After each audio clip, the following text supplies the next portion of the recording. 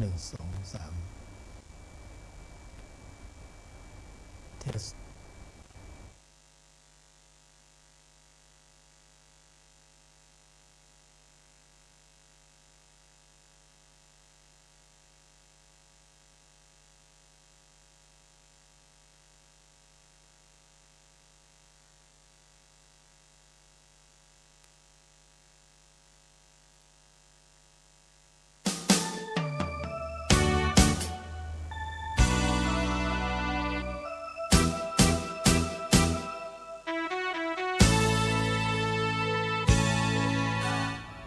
เทส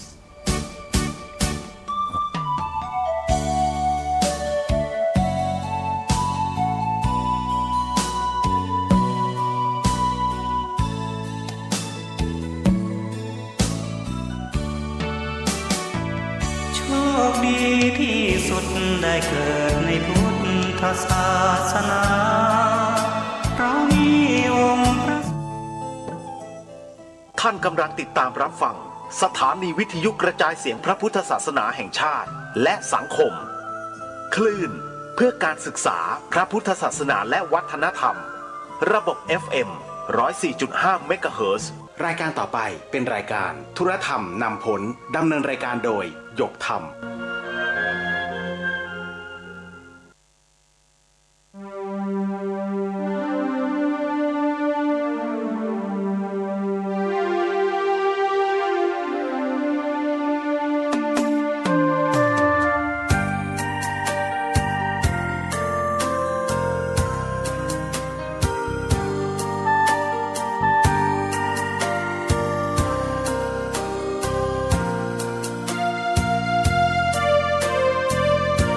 หยุดนิ่ง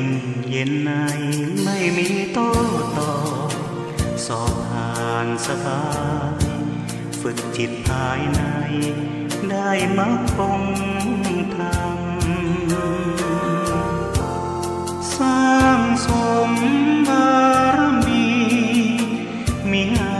ตกต่ำสภาวะธรรมส่องนำชีวิต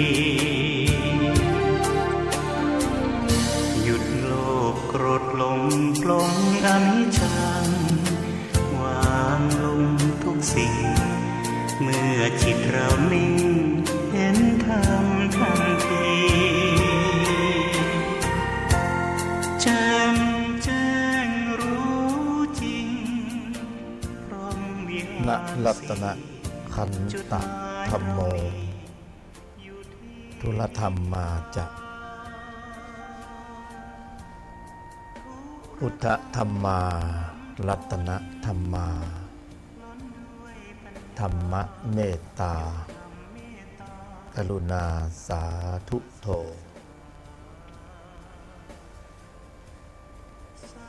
เข้าสู่ช่วงเวลาของทุลธรรมนำพ้น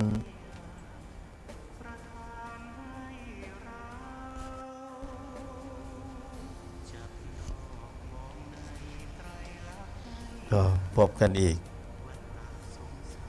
ตามเหตุตามปัจจัย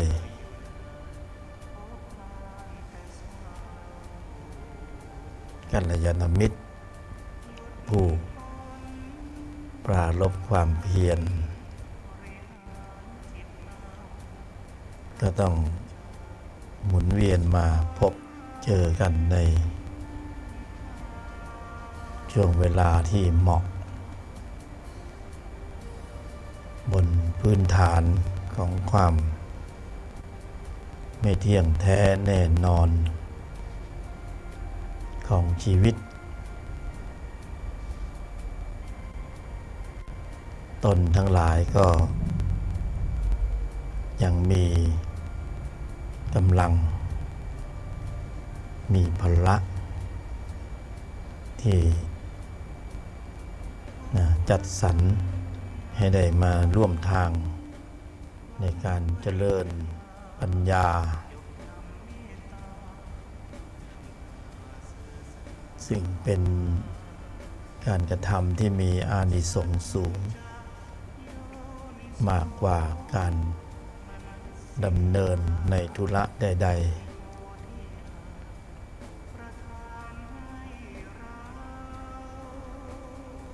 เพื่อความสมบูรณ์ถึงพร้อมของพละ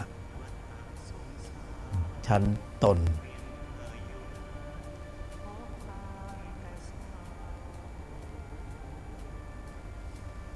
ในภายในเนี่ยชั้นนี้เป็นชั้นต้นกัลยาณมิตรจากต้นผู้บรรยายเราเป็นเพื่อนกันก็ถ่ายทอดไปสู่ต้นภายในของผู้ฟังกัลยาณมิตรทุกท่านผู้มีสัญญามีร่องรอยไปในทิศทางเดียวกันก็จะหมุนเวียนมาพบเจอกันตามแต่โอกาสตามแต่เหตุปัจจัยที่มีความสมบูรณ์ถึงพร้อมถ้าไม่ถึงพร้อมมันก็จะเลื่อนไปคลาดเคลื่อนไปในทิศทางต่างๆ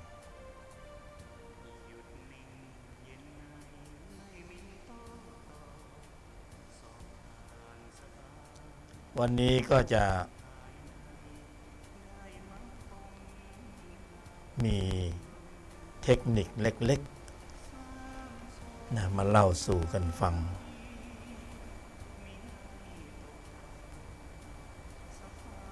ไม่ได้เป็นมาตรฐานทั่วๆไปเพราะว่าทำชั้นตนที่ดำเนินอยู่ก็เป็นเฉพาะบุคคล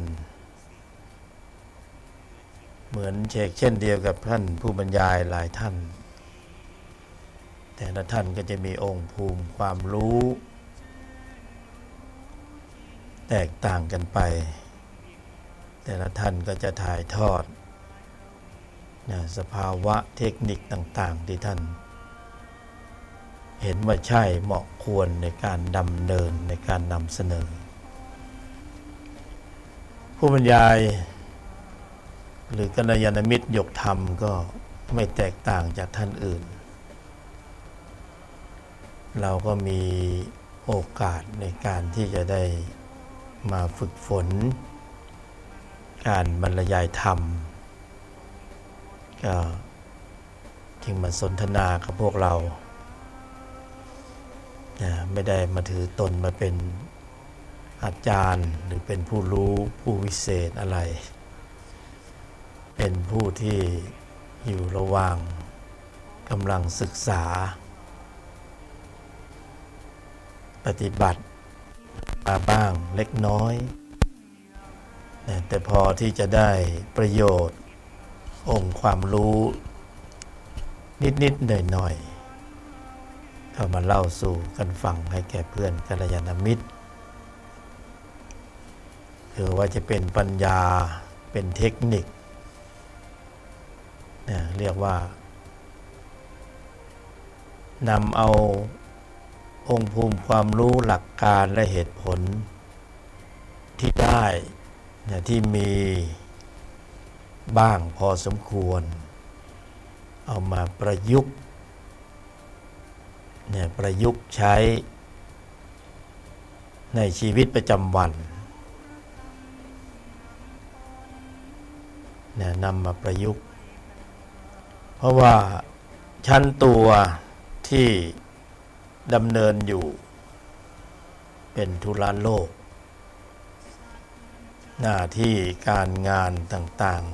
ๆเป็นธุระโลกเป็นภาระมีสัญญามีร่องรอยสารพัดแทบจะไม่เปิดช่องว่างให้ธุรธรรมในภายในบังเกิดขึ้นเลย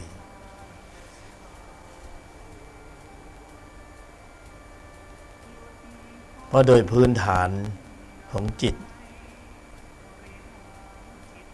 ชั้นตัวก็ขับเคลื่อนอยู่ตามปกติ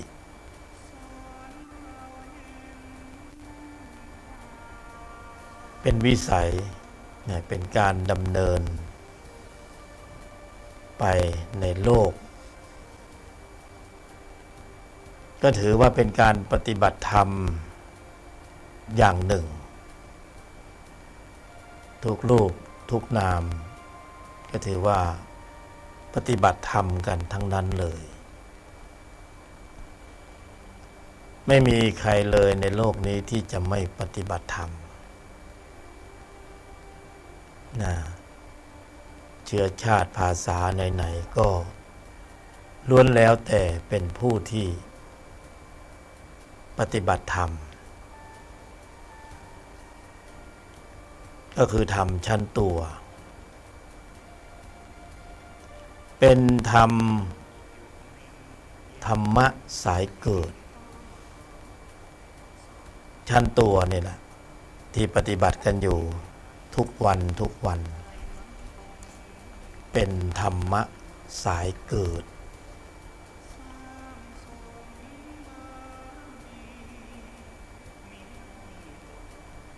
เป็นผู้ที่ปรารภอันนี้ชั้นตัวนะชั้นตัว เป็นผู้ที่ปรารภความเพี้ยน ไม่ใช่ความเพี้ยนนะเป็นผู้ที่ปรารภความเพี้ยนอยู่โดยปกติวิสัยหรือนิสัย ในชีวิตประจำวันเนี่ยเป็นคือชั้นตัวเนี่ยเป็นผู้ที่ปฏิบัติธรรมแต่เป็นธรรมะสายเกิดปฏิบัติแล้วทำแล้วคิดแล้วทำแล้วพูดแล้วเนี่ยเป็นเหตุเป็นปัจจัยให้มีจิตที่มีตัวประกอบด้วยเจริญพอกพูนไผ่งามเจริญพอกพูนงดงามเนี่ยปฏิบัติแล้วเป็นธรรมสายเกิดในชีวิตประจำวันนี่แหละ เป็นผู้ที่ปราลบความเพี้ยนโดย โดยปกติวิสัยนะกระทำแล้วคิดแล้วกระทำแล้วพูดแล้วทำให้ปริมาณข้อมูลจิตในชั้นตัวนั้นเจริญงอกงามไพบูรณ์คือเข้มข้นขึ้นตามลำดับคือเข้มข้นขึ้นตามลำดับในที่นี้ก็คือจิตที่มีตัวประกอบด้วยโทสะจิตที่มีตัวประกอบด้วยโลภะจิตที่มีตัวประกอบด้วยโมหะตัณหาอุปทานอวิชชา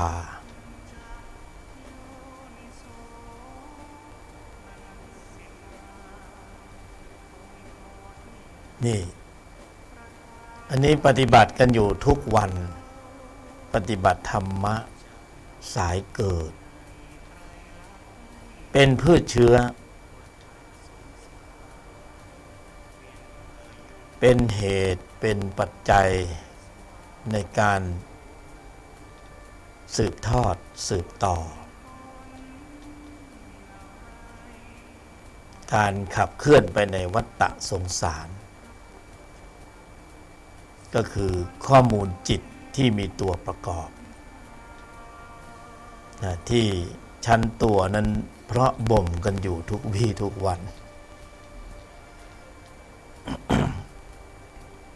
คุ้นชินนะตัวทั้งหลายคุ้นชินมากคุ้นเคยเสพคุ้นนะวสีชำนิชำนาญแล้วก็ ไม่เคยเบื่อ ย้อน ย้อนรอยกลับมาให้ปรุงอีก แต่งอีก ให้ปรุงอีกแต่งอีกอยู่ล่ำไป อยู่ล่ำไป เป็นผู้ที่อนุรักษ์นิยมดีเด่น คือรักษาไว้อย่างเหนียวแน่น นี่คือการปฏิบัติธรรมเรียกว่าธรรมะสายเกิด ข้อมูลจิตที่มีความเข้มข้นในชั้นตัวนี้ ก็จะมีอำนาจการมีพลังงาน ในการผลักดันสัตว์นะผลักดันสัตว์ให้ไปเกิดในที่ต่างๆ เหมือนที่ตัวทั้งหลายเคยไปมาจำได้บ้างจำไม่ได้บ้าง ไปกันมาหมดแล้ว เจ็บปวดกันมามากแล้ว แต่มันจำไม่ได้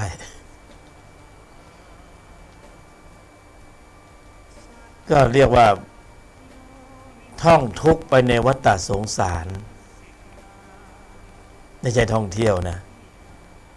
ท่องทุกข์ไปในวัฏสงสารจนจำไม่ได้นะคุ้นชินซะเหลือเกินนี่คือสัตว์ปฏิบัติธรรมะสายเกิดโดยมีข้อมูลคือขุมพลังจิตชั้นตัวขุมพลัง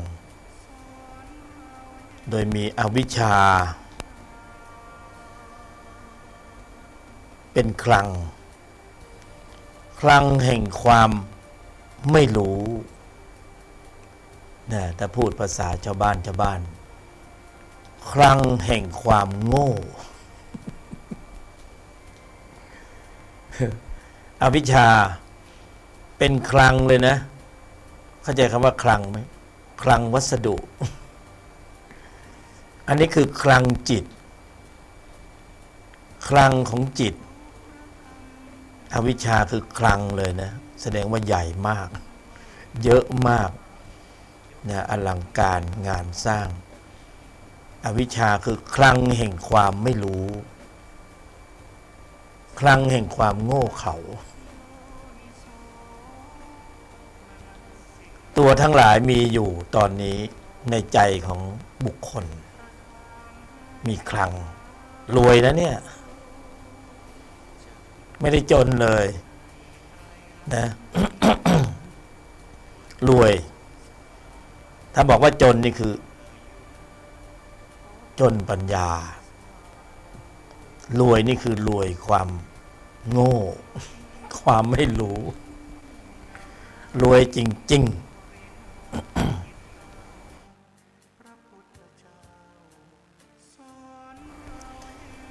คือไม่ได้รวยกันเล่นๆนะรวยกันจริงๆรวยความโง่ความไม่รู้วิชานะรวยแต้ๆเลยอ่ะ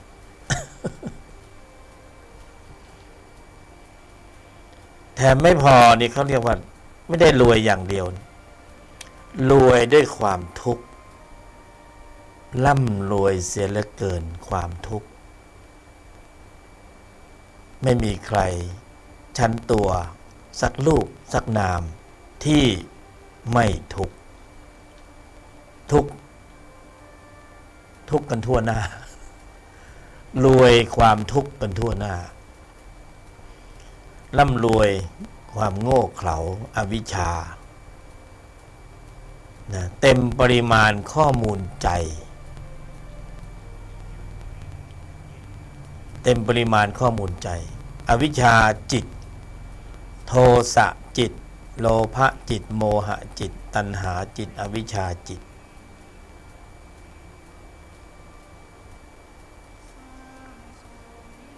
อาสวะจิต อนุสัยจิต สังโยชน์จิต รวยกันจริงๆ รางวัลก็เยอะ ของแถมก็เยอะ โปรก็เยอะ โปรโมชั่น ความทุกข์ไม่ต้องพูดถึง มีเบิ้ล มียกกำลังสอง นี่คือการปฏิบัติธรรม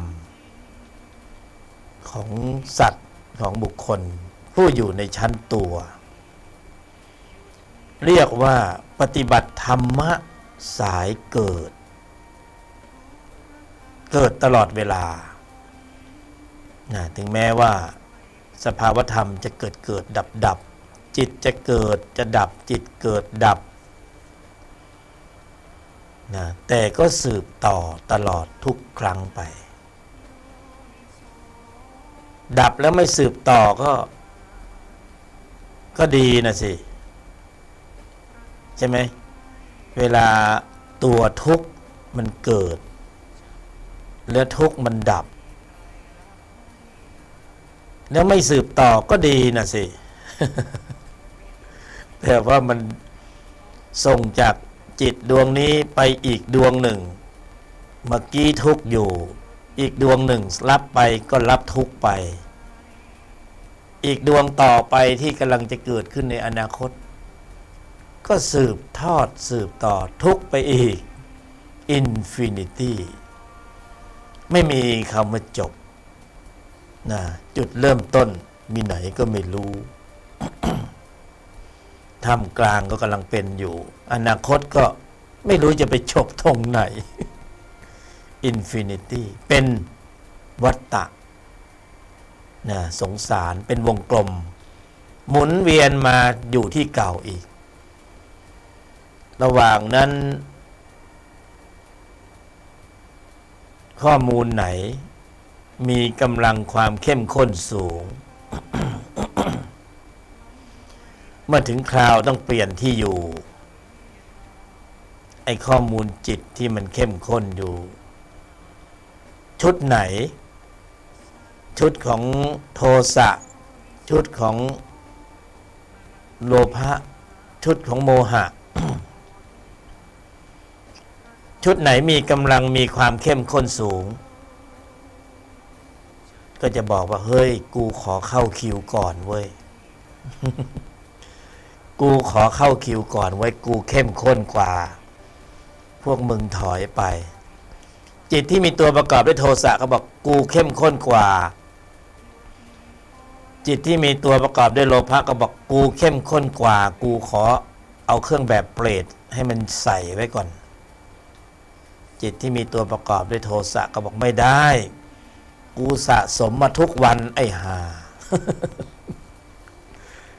กูสะสมมาทุกวันกูสนองอารมณ์ทุกวันกูอุตส่าห์เห็นผิดเพ่งโทษทุกวันกูอุตส่าห์วิพากษ์วิจารณ์ทุกวันนะกูอุตส่าห์ใช้ความคิดการกระทำคำพูดเป็นอกุศลทุกวันกูเข้มข้นกว่ามึงต้องให้กูไปเกิดเป็นสัตว์เดรัจฉานก่อนสัตว์นรกก่อนไม่ได้นะกูเข้มข้นกว่ากูก็ไม่รู้ว่าใครเข้มข้นกว่าใครเพราะพวกมึงก็คือโจรทั้งนั้นเลยมารทั้งนั้นเลยธรรมะสายเกิดไม่เคยหยุดที่จะเติมเชื้อทุกวันทุกวันทุกวันจิตที่มีตัวประกอบด้วยความโกรธจิตที่มีตัวประกอบด้วยความโลภจิตที่ตัวประกอบด้วยความหลงทุกจิตต่างทำหน้าที่ของกันและกันแต่ละกูล้วนทำหน้าที่หมดเลยเพราะฉะนั้นมันก็แย่งกันนะแย่งกันไปตรงนู้นแย่งกันไปตรงนี้จิตโกรธก็ต้องส่งเสริมความโกรธจิตโลภก็ต้องส่งเสริมความโลภจิตหลงก็ต้องส่งเสริมความหลงรวมทั้งกวนเรียกว่า จิตมารช่วยกันขับเคลื่อนกำลังของสัตว์ให้เคลื่อนไปในวัฏสงสารให้ช่วยกันหมุนกงล้อแห่งวัฏฏะให้หมุนไปนะเราไปอินเดียเขาบอกว่าที่ท่าน้ำเมืองพาราณสีมีการเผาศพชาปนกิจไฟที่อยู่ริมฝั่งแม่น้ำคงคาจุดติดมาตั้งแต่ 4,000 ปีที่แล้วจนถึงวันนี้ยังไม่เคยมอดไหม้เลย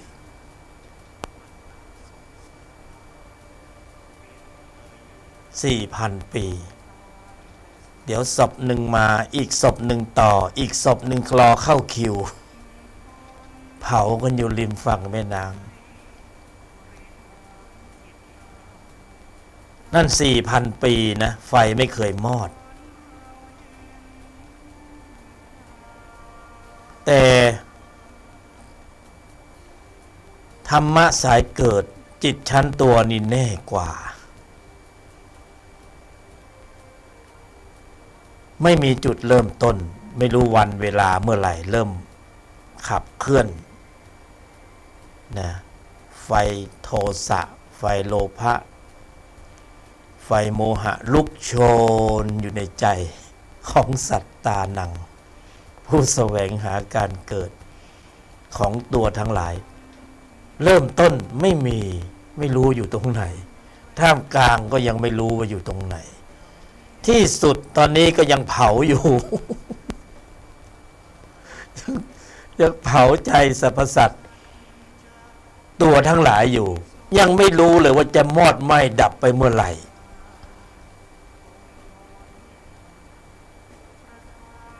นั่นลองนึกดูสิในใจของบุคคลในใจของจิตชั้นตัวเนี่ยถูกเผามาไม่รู้เท่าไหร่เกินกว่า 4,000 ปีเนี่ยเป็นล้านปีแล้วมั้งเนี่ยยังเผาอยู่เลยขณะบรรยายนี่มันก็เผาอยู่เหมือนกันเนี่ยจิตที่มีตัวประกอบด้วยโทสะในใจไม่ของผู้บรรยายก็ของผู้ฟังละกัลยาณมิตรไม่ของใครก็ของมันนะยังคงเผาไหม้อยู่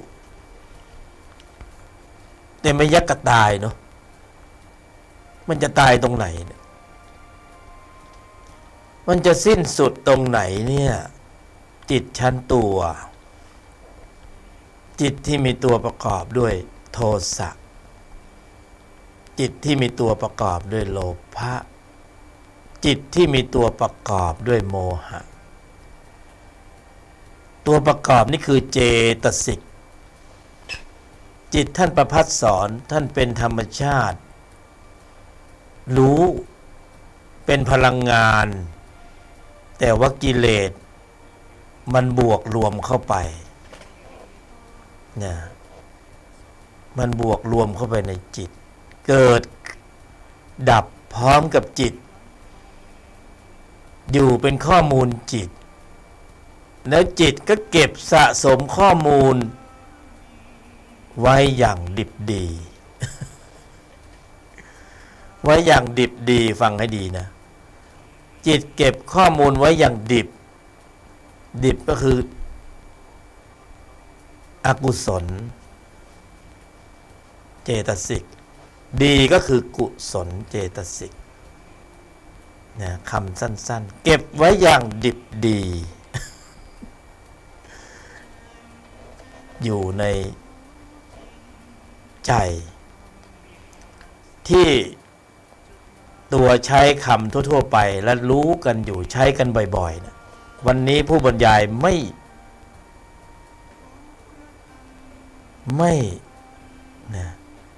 ่คิดจะพาดพิงถึงคำนั้นเลยเพราะมันเป็นการเหมารวมแยกไม่ออกว่าคืออะไรคือคำว่าเราเนี่ยพ พิ่งใช้คำว่าเรา2 ครั้งละวันนี้จึงอยากจะผ่ามันออกเป็น2 ซีกซะเลย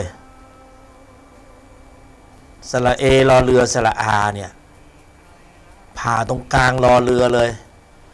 ให้สระเอไปข้างหนึ่งสระอาไปข้างหนึ่งดูสิแยกแยะให้เห็นเลยเนี่ยมันจะเป็นยังไงนะมันก็ผ่าออกมาเป็นแตงโม2 ซีกสับตรงกลางเลยซ้ายธรรมะสายเกิดเราผ่าออกมาแล้วผ่าเราเลยนะอาจหารเสียเหลือเกินผ่านามธรรมไม่เห็นตัวนะเราผ่าไปด้วยกันตนผ่าไปด้วยกัน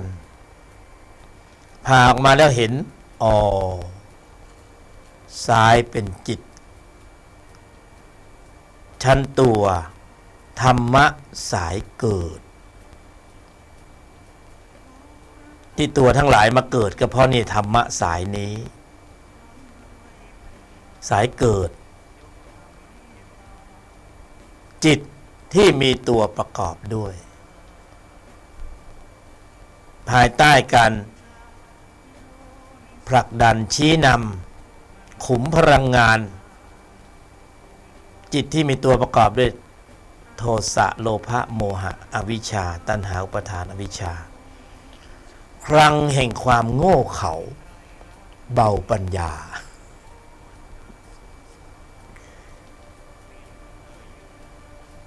ครั้งแห่งความโง่เขลาเนี่ยอวิชชาคนมาถามกัลยาณมิตรยกธรรมอวิชชาไม่รู้จะให้คำยังไงมันเป็นครั้งแห่งความโง่เขลา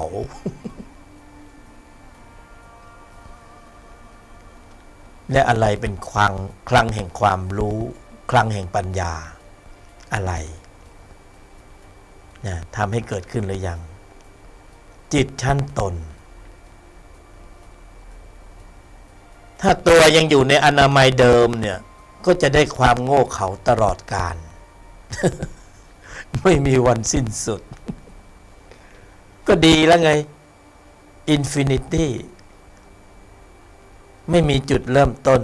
ไม่มีท่ามกลางไม่มีที่สิ้นสุดมีจุดรองรับให้สัตตานังไปเกิดได้ตลอดกาลเดี๋ยวไปเกิดเป็นนรกเป็นเปรตเป็นสัตว์เดรัจฉานนะกลับมาเป็นมนุษย์ทำความดีสมบูรณ์เทวดารองรับท่านพรหม สบายแต่โคตรทุกข์เลย เพราะมันมีรางวัลเส้นทางในวัฏฏะสงสารใช้กำลังขับของจิตที่มีตัวประกอบด้วยโทสะโลภะโมหะอวิชชาตัณหาอุปาทานมันมีรางวัลก็คือกระบวนการสืบต่อทุกข์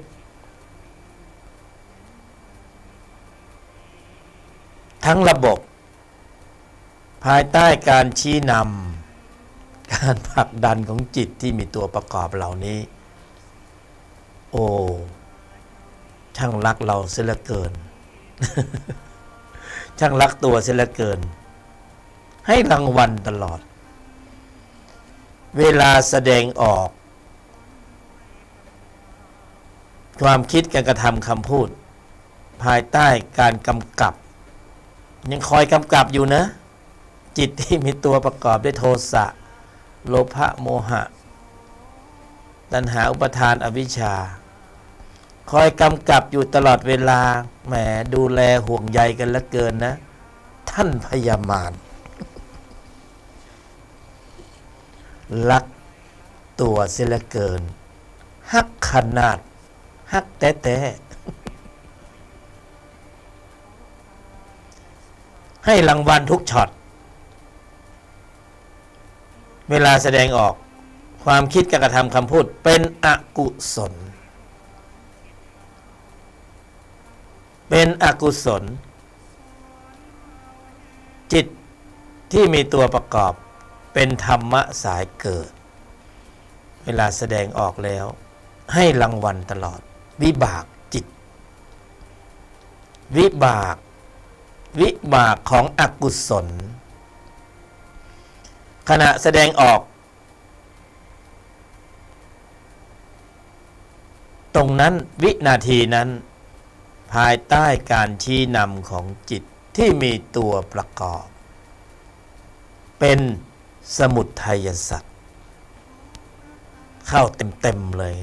งานนี้ไม่ต้องโต๊ดเข้าเต็มเลยเป็นสมุทัยสัตว์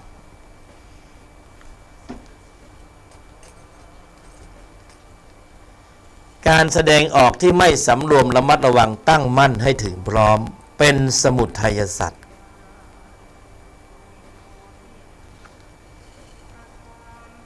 จะต้องมีผลคือวิบากเป็นทุกข์นี่แหละธรรมะสายเกิดนี่คือรางวัลนี่คือรางวัลทุกกายทุกใจทุกจากเหตุเพศภัยทุกจากโลกนู้นกรรมนี้เป็นรางวัลที่สัตว์ได้รับกันทุกรูปทุกนามไม่รับไม่เอาไม่ได้หรือไม่ได้ต้องรับอย่าปฏิเสธนี่โอ้โหบังคับให้เอาด้วยนะไม่รับไม่ได้สภาวะทุกข์เกิดเหตุคือการไม่สำรวมระมัดระวังตั้งมั่นให้ถึงพร้อมระบบคิดพูดทำล้มเหลวเสียเหลือเกินคิดก็ไม่ดีเห็นผิดเพ่งโทษผลประโยชน์พูดก็ไม่ดีการกระทำก็ไม่ดีเป็นอกุศลกรรมบท กี่ประการเข้าเต็มเข้าเนื้ออยู่ในเส้นทางของธรรมะสายเกิดอยู่ในเส้นทางของกระบวนการในการสืบต่อทุกขสัตว์มาแล้วเป็นผลจากการปรุงสมุทัยสัตว์การแสดงออกที่ไม่สำรวมระมัดระวังตั้งมั่นให้ถึงพร้อมผู้บรรยายใช้คำว่าการแสดงออกที่ล้มเหลวไม่เป็นผลดีภายใต้การผลักดันขุมพลังของมารจิตที่มีตัวประกอบด้วยโทสะโลภะโมหะอวิชชาตัณหาอุปทานเป็นแรงขับเคลื่อนเป็นพลังงานในการขับการแสดงออกบางทีก็ฝืนไม่อยากทำตามนะแต่ก็ตามน้ำเอาซะหน่อย ไม่อาจจะทนนะสัตว์ชั้นตัวไม่อาจจะทนต่ออำนาจการแรงบีบคั้นบังคับให้ทำตามแต่สัญชาตญาณนั้นๆได้นะมันเป็นสัญชาตญาณสุกดิบสัญชาตญาณสุกดิบมันอยู่ในใจของสัตว์มันอยู่ในใจของตัวทั้งหลายตอนนี้มันอยู่ในใจของตัวทั้งหลายตอนนี้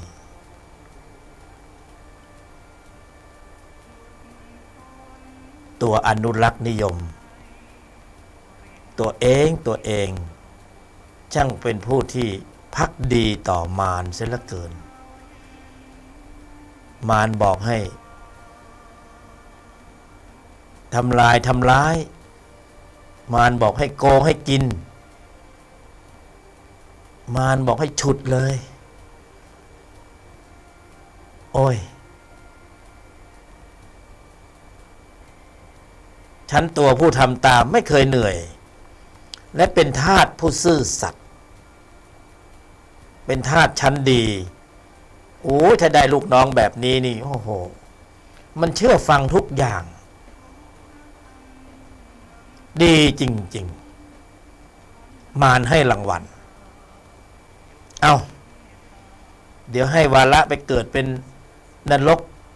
ให้วาระไปเกิดเป็นเปรตเป็นสัตว์เดรัจฉานเอาความทุกข์แบ่งปันกันไปคนละนิดคนละหน่อย แต่ละภูมิทุกข์แบบไหนก็ทุกข์กันไปนี่คือรางวัลนี่คือความรักความเมตตา จากมารผู้ ก็สัตว์ผู้แสวงหาการเกิดตัวทั้งหลายเป็นผู้อนุรักษ์นิยมไงเป็นผู้ภักดีต่อนาย นายคือตัณหานายครับ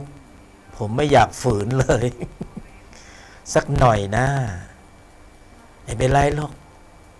นายครับเฮ้ยไม่มีใครรู้ใครเห็นหรอกนี่มันห้องลับไอ้นี่มันเซฟเฮาส์นะเอาเถอะนะคิดไปเลยวางแผนแบบนี้นะได้แน่นอนพูดไปเลยทำไปเลยจบนายครับเวลาเจ็บนะมันเจ็บจริงๆนะตัวใครตัวมันนะเอาหน้านี่จิตที่มีตัวประกอบด้วย นะจิตที่มีตัวประกอบมันกระซิบกระซาบเลยบอกเห็นดีเห็นงามไปหมดอะนะเห็นกงจักรเป็นดอกบัวเห็นชั่วเป็นดีเห็นผิดเพ่งโทษผลประโยชน์โกรธเคืองจริงๆแล้วเนี่ยชั้นตัวเนี่ยผู้บรรยายยกธรรมนี่บรรยายง่ายเอาของจริงที่มีอยู่ในใจของตัวทั้งหลายมาบอกตัวทั้งหลายว่าไอ้ของจริงมันเป็นอย่างนี้รู้สึกตัวหรือไม่โอ้คลังแห่งอวิชชานี่หนาแน่นจริงๆไม่รู้สึกตัวมันเป็นธรรมชาติมันเนียนเป็นเนื้อเดียวกันนะการจะรู้สึกตัวได้ไม่ใช่จิตที่มีตัวประกอบเป็นผู้รู้สึกตัวเพราะมันอยู่ในวังวนถึงรู้สึกตัวก็มันก็ตามน้ำมันจะฝืนยังไงมันหมูซะที่ไหนใช่ไหมจิตที่มีตัวประกอบด้วยกิเลสเนี่ยมันไม่ใช่ธรรมดานะไอ้คิดจะหักหานเขาง่ายๆเนี่ยไหวเหรอเอาอะไรมาหักหานนะเอาอะไรจะเอาสมถะหรือจะมาเปรียบเทียบกับจิตที่มีตัวประกอบด้วยโทสะโลภะโมหะหรือคนละเบอร์ มารหัวเราะใส่คนละเบอร์นะจะเอามาต่อกรหรือมาเปรียบกันเหรอแม่ชั้นตนก็ยังเป็นตนโลกิยะปรุงกำลังจิตที่มีตนประกอบด้วยฌานขึ้นมานะชั้นตนปรุงกำลังจิตที่มีตนประกอบขึ้นมาก็ยังเรียกว่าสงบระงับนิวรณ์กามฉันทะพยาบาทถีนมิทธะอุทธัจจะวิจิกิจฉาได้ชั่วครั้งชั่วคราวแม่ทำเป็นได้แล้วเจ๋งละฌานโลกีก็ยังอยู่ในแนวเดียวกับจิตชั้นตัวธรรมะสายเกิดอยู่ในแนวเดียวกันแต่ถ้าตนมรรคโอ้โหอันนี้ยัง อันนี้แหละนี่แหละนี่แหละนี่แหละนี่แหละนี่แหละที่พระบรมศาสดาทรงค้นพบอริยมรรคจิตที่มีตนประกอบด้วยโอ้โหบรรยายแล้วขนลุกจิตที่มีตนประกอบด้วย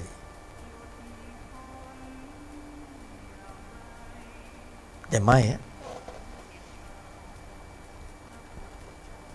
จิตชั้นตัวก็บอกมันอยู่ไกลเหลือเกินก็ชั้นตัวมันเป็นโจรอยู่แล้วมีหรือจะเข้าข้างพระ เพราะเป็นฝ่ายตรงกันข้ามชั้นตัวก็ทำสายเกิดเขาก็ต้องสร้างเหตุสร้างปัจจัยให้สัตว์เกิดในวัฏสงสารสืบทอดสืบต่อนั่นคือหน้าที่ของเขาเขาเป็นอย่างนั้น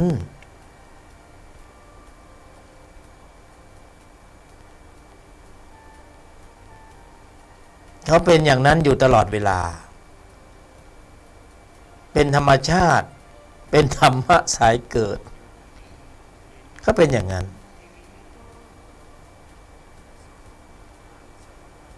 ธรรมชาติมีของแก้กันมีสิ่งที่ตรงกันข้าม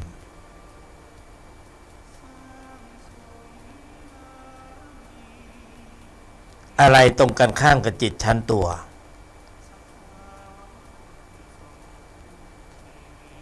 อะไรตรงข้ามกับความมืด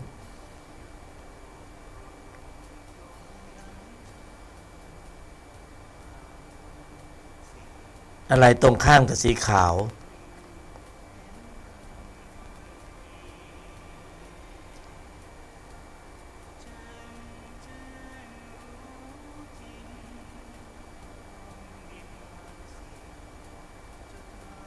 จิตที่มีตนประกอบธรรมะสายดับธรรมะสายดับจิตที่มีตนประกอบ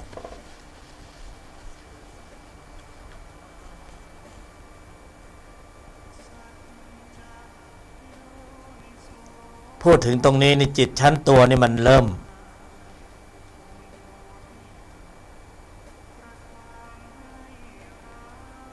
เนี่ยเพราะมันจะเสียผลประโยชน์จะสูญเสียบัลลังก์ของมารถ้าเมื่อใดก็ตามเมื่อไรก็ตามที่จิตที่มีตนประกอบด้วยกุศลชั้นตนเนี่ยปรากฏตนขึ้นมาเมื่อไหร่แล้วก็ชั้นตัวหนาวแน่ๆชั้นตัวอัตตาตัวกูหนาวแน่ๆจะถูกลบเหลี่ยมคูเขี้ยวเล็บจะถูกถอดหมด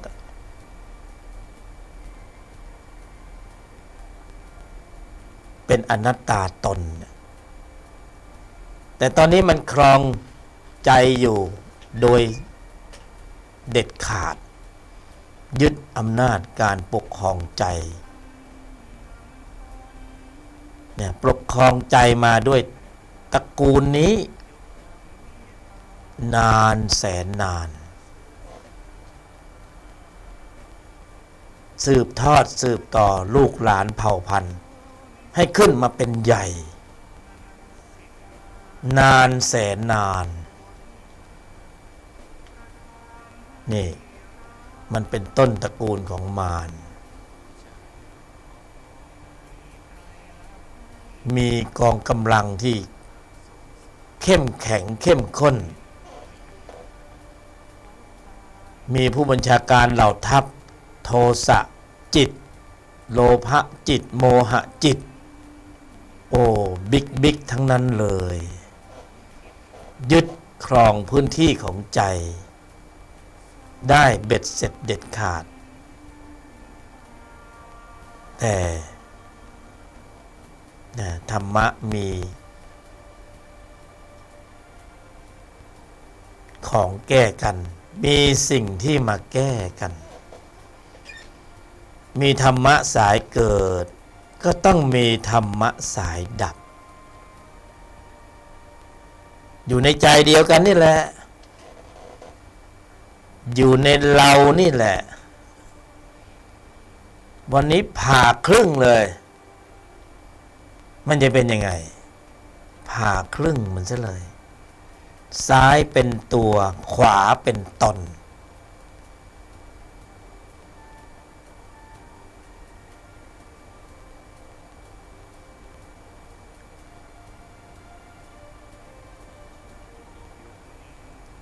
ถ้าตัวชนะตัวครองอยู่ได้ก็มีอัตตาตัวกูอยู่ตลอดกาล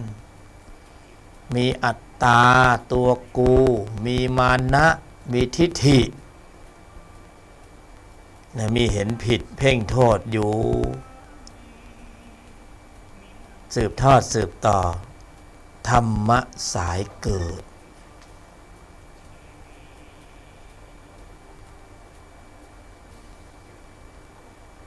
ธรรมชาติมีของแก้กันในใจของบุคคลมีตรงนั้นอยู่แต่อำนาจการของจิตชั้นตัวมันก็มีเล่ห์เหลี่ยมเพทุบายเยอะมันก็ฉลาดมันก็แทบจะไม่เปิดโอกาสให้แก่จิตชั้นตัวได้ขับเคลื่อนเลย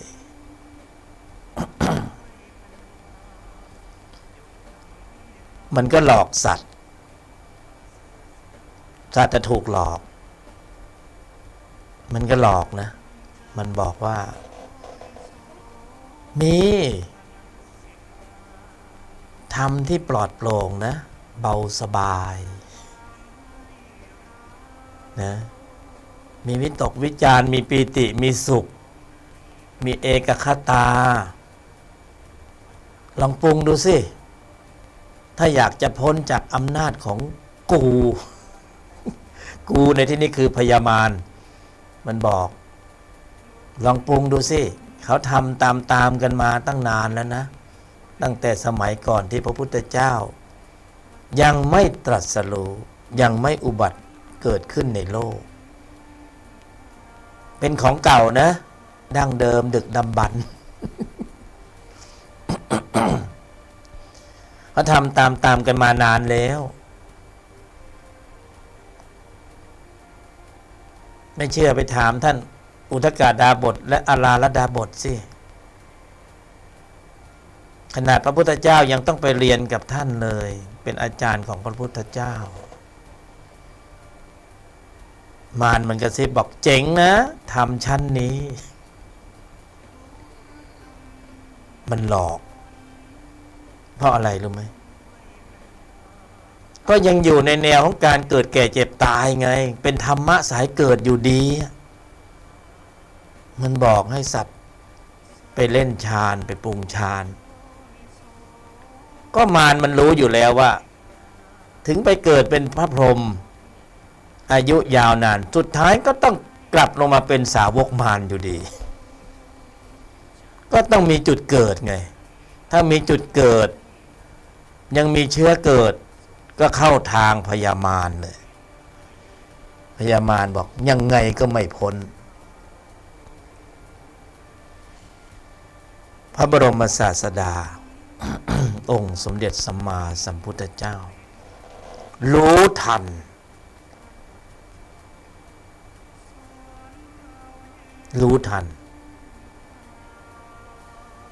เพราะยังไงก็ต้องกลับมาที่เดิมต้องมาเวียนตายเวียนเกิดในวัฏสงสารอยู่ดีเล่นแบบนี้มันไม่เข้าท่าเนี่ยกราบลาพระอาจารย์สองท่าน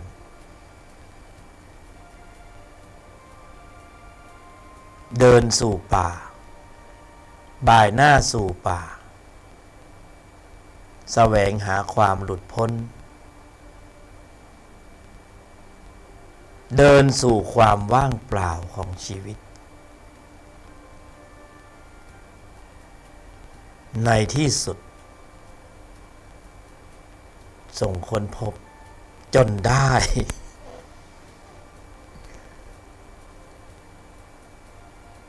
ที่เราศึกษามาวันที่พระบรมศาสดาทรงตรัสรู้หมื่นโลกธาตุหวั่นไหว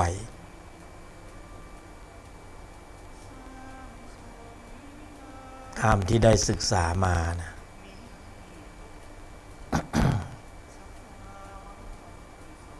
ทรงค้นพบจิตชั้นตน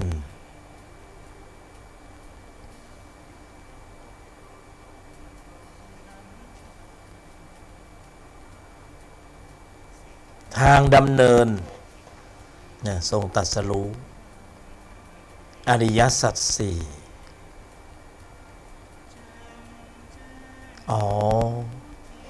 สรรพสัตว์เวียนตายเวียนเกิดในวัฏสงสารอันยาวนาน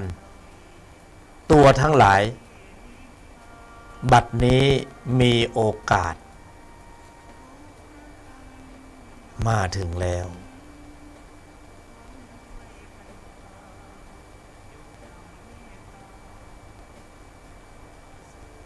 ถ้าดำเนินในทุลโลกชั้นตัวเหมือนเดิมก็เหมือนเดิมทรงค้นพบทางอันเกษม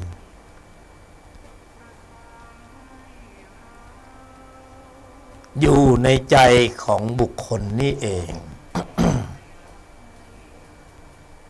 อยู่ในใจของบุคคลนี่เองไม่ได้ไปอยู่ที่ไหนเลย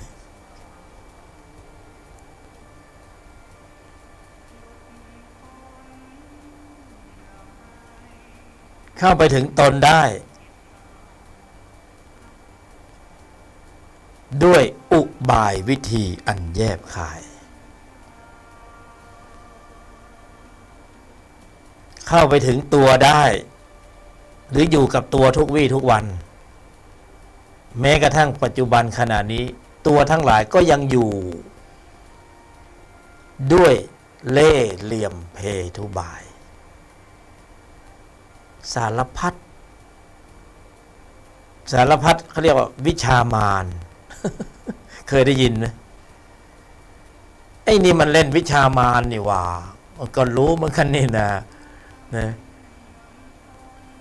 ก็รู้ว่ากูเล่นวิชามารทำไมไม่หลบไปอยู่ไกลๆล่ะ ยังโดนวิชามารเล่นเอาก็มันมาแบบไม่รู้ตัวไงไม่รู้สึกตัวไม่ทันมันน่ะมันก็มาหลอกเอาเงินในกระเป๋าเราไปบางทีมันก็ไม่ได้อยากจะมาหลอกเราหรอกมันตามน้ำมันเบลอมันเคลิ้มไปอ่ะมันมีอำนาจการก็เราอยู่ในเส้นทางของมารอยู่ในเส้นทางของจิตชั้นตัวมันก็บอกแล้วว่าลูกพี่ใหญ่มันคืออวิชชามันคือใครอ่ะมันคือขุมพลังแห่งความโง่ไง เพราะฉะนั้นหลายครั้งเราก็โง่ใช่ไหมแล้วอยู่ในสังคมเนี่ยตัวทั้งหลายอยู่ในสังคมเนี่ยโง่ถูกหลอกถูกใครหลอกก็ถูกมารมันหลอกมารมันอยู่ตรงไหน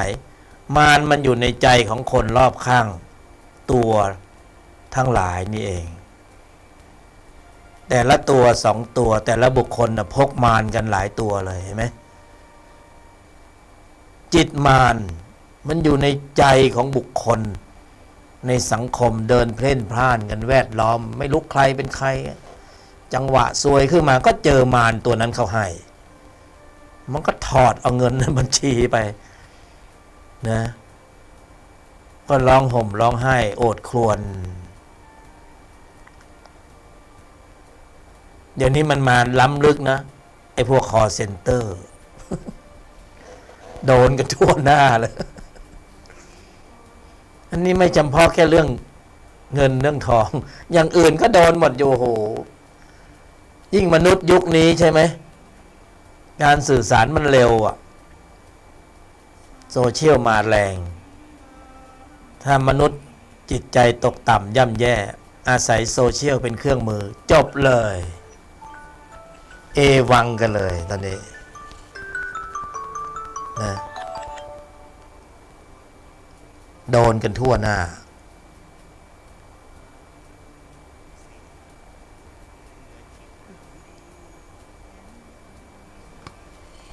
ทันไหมไม่ทันทีนี้จิตชั้นตนก็อยู่ในใจของมนุษย์ทุกรูปทุกนามในภาคหนึ่งของคนสักคนหนึ่งเนี่ยเวลาเขาแสดงออกนะชั้นตัวเป็นโจรแต่ก็ใช่ว่าในใจเขาจะไม่มีพระในใจเขาก็มีพระอยู่ไม่ใช่ไม่มีเพียงแต่ว่าพระยังไม่แสดงตนไอ้ตัวโจรมันแสดงตัวเสียก่อนพอมันแสดงตัวเสียก่อนมันก็แสดงพฤติกรรมการแสดงออกที่เป็นอกุศลล้มเหลวนะตัวก็มีสัญญากรรมตัวเขาก็มีสัญญากรรมนะแต่ละตัวก็มีสัญญากรรมมันใกล้กันมันเชื่อมโยงกันมันก็ดึงดูดกันตัวไปเจอตัวแบบนั้นเข้าก็ซวยไปเพราะคลื่นเดียวกันถ้าเข้าคลื่นชั้นตนมันก็พลาดมันไม่เจอชั้นตนน่ะชั้นตนก็คือพระคุ้มครองผู้ประพฤติธรรมในใจบุคคลมีชั้นตนอยู่ไปเจอชั้นตัวมันก็ไม่ดูดไม่จูนเข้าหากันแต่ตัวก็มีชั้นตัวอยู่เราก็มีชั้นตัวอยู่ไปอยู่ใกล้กันมันก็จูนเข้าหากันไม่เชื่อผู้หญิงผู้ชายลองไปอยู่ใกล้กันสิตัวราคะมันก็มีผู้หญิงก็มีผู้ชายก็มีไปอยู่ใกล้กันผัสสะเวทนาแค่นั้นแหละตัณหาถามหาเลยเป็นไงพี่ตัณหาถามหาเลยผัสสะเวทนาแค่นั้นเพราะต่างฝ่ายก็ต่างมีข้อมูลจิตที่มีตัวประกอบในปริมาณที่เข้มข้นไว้วางใจได้ไหมจิตชั้นตัวไว้วางใจได้ไหมจิตที่มีตัวประกอบด้วยโลภะเวลาเห็นเงินแล้วเป็นยังไง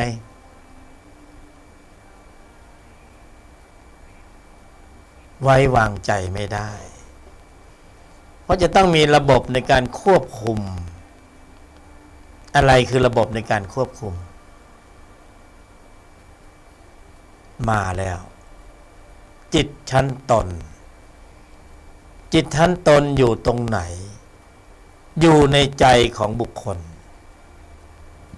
จิตชั้นตัวอยู่ตรงไหนอยู่ในใจของบุคคลหนึ่งตัวหนึ่งตนรวมกันเรียกว่าสระเอรอเรือสระอาผ่าครึ่งเลยต่างฝ่ายต่างทำหน้าที่ธรรมะสายเกิดก็จะม้วนเข้าสู่วังวนแห่งวัฏฏะจิตชั้นตนก็จะพาออกจากวัฏฏะจิตชั้นตัวเพิ่มปัญหาจิตชั้นตนมาแก้ปัญหาไม่รู้จักจบสักที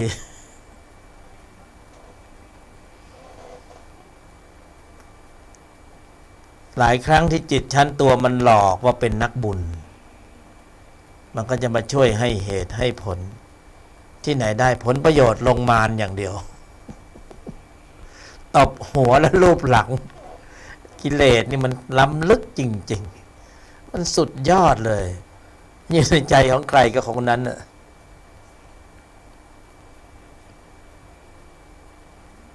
ก็เล่ห์เหลี่ยมเพทุบายนะใครจะทันน่ะเล่ห์เหลี่ยมไอ้จิตที่คิดจะเอาเนี่ยทันเขาไหมบุคคลเนี่ยคบกันอยู่เป็นเพื่อนเป็นคนรู้จักมักคุ้นเคย ข้างหลังถือมีดไว้กูจะแทงมึงแน่ๆถ้ามึงเผลอเมื่อไหร่มึงโดน จิตที่มีตัวประกอบด้วยเล่ห์เหลี่ยมเพทุบายม้วนเข้าสู่วังวนแห่งวัฏสงสารระบบคิดพูดทำเป็นอกุศลล้มเหลวเจริญนู่นอ่ะมันล้มเหลวทางธรรมทางชั้นตนแต่ไปเจริญงอกงามในชั้นตัวมีกำลังขับมีความเข้มข้นเพิ่มปริมาณมากขึ้น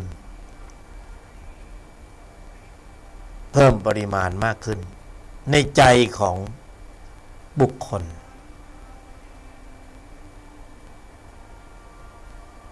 มีมากขึ้นก็เป็น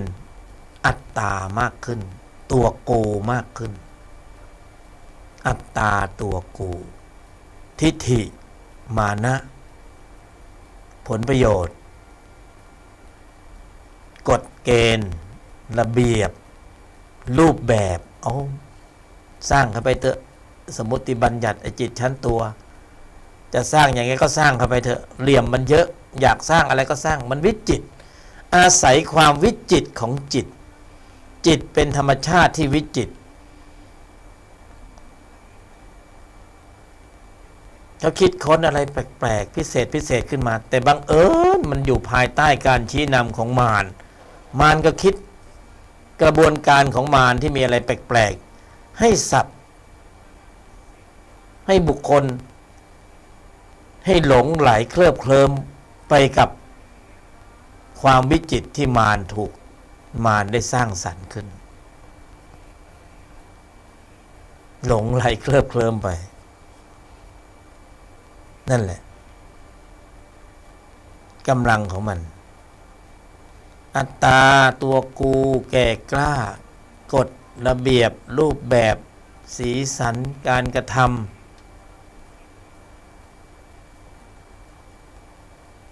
พิธีกรรมของเส้นไหว้วาทกรรมล้วนแล้วอยู่ภายใต้การชี้นำของจิตที่มีตัวประกอบด้วยธรรมะสายเกิดพยามารกิเลสมารอันนี้มารตัวใหญ่ขุมพลังก็เยอะเก็บสะสมอาวุธยุทโธปกรณ์ไว้ก็เต็มคลังว่างั้นเถอะคลังแห่งความโง่เขลาคลังแห่งอวิชชาพร้อมที่จะแจกจ่ายให้แก่สรรพสัตว์ผู้โง่เขลาแบ่งปันความโง่ความเขลาไปคนละนิดคนละหน่อยแค่คนละนิดคนละหน่อยนี่มันก็เอาตัวแทบจะไม่รอดอยู่แล้วนะเวียนตายเวียนเกิดหัวทิ่มหัวตำเจ็บปวดรวดร้าวโอ้โหมานี่โหดกันดิบๆเลยนะเนี่ยโหดดิบจริงๆสัญชาตญาณดิบโหดดูมันฆ่ากันฟันกันแทงกันโอ้โหนะมันพร้อมสำหรับการขับเคลื่อนกงล้อแห่งวัฏฏะสงสารนะบรรจุเข้าไปในใจของสัตว์แต่ละรูปแต่ละนามก็บรรจุระเบิดเวลาคนละลูกสองลูกโทสะก็เป็นระเบิดเวลาโลภะก็เป็นระเบิดเวลาโมหะก็เป็นระเบิดเวลาระเบิดนิวเคลียร์ซะด้วยซ้ำไป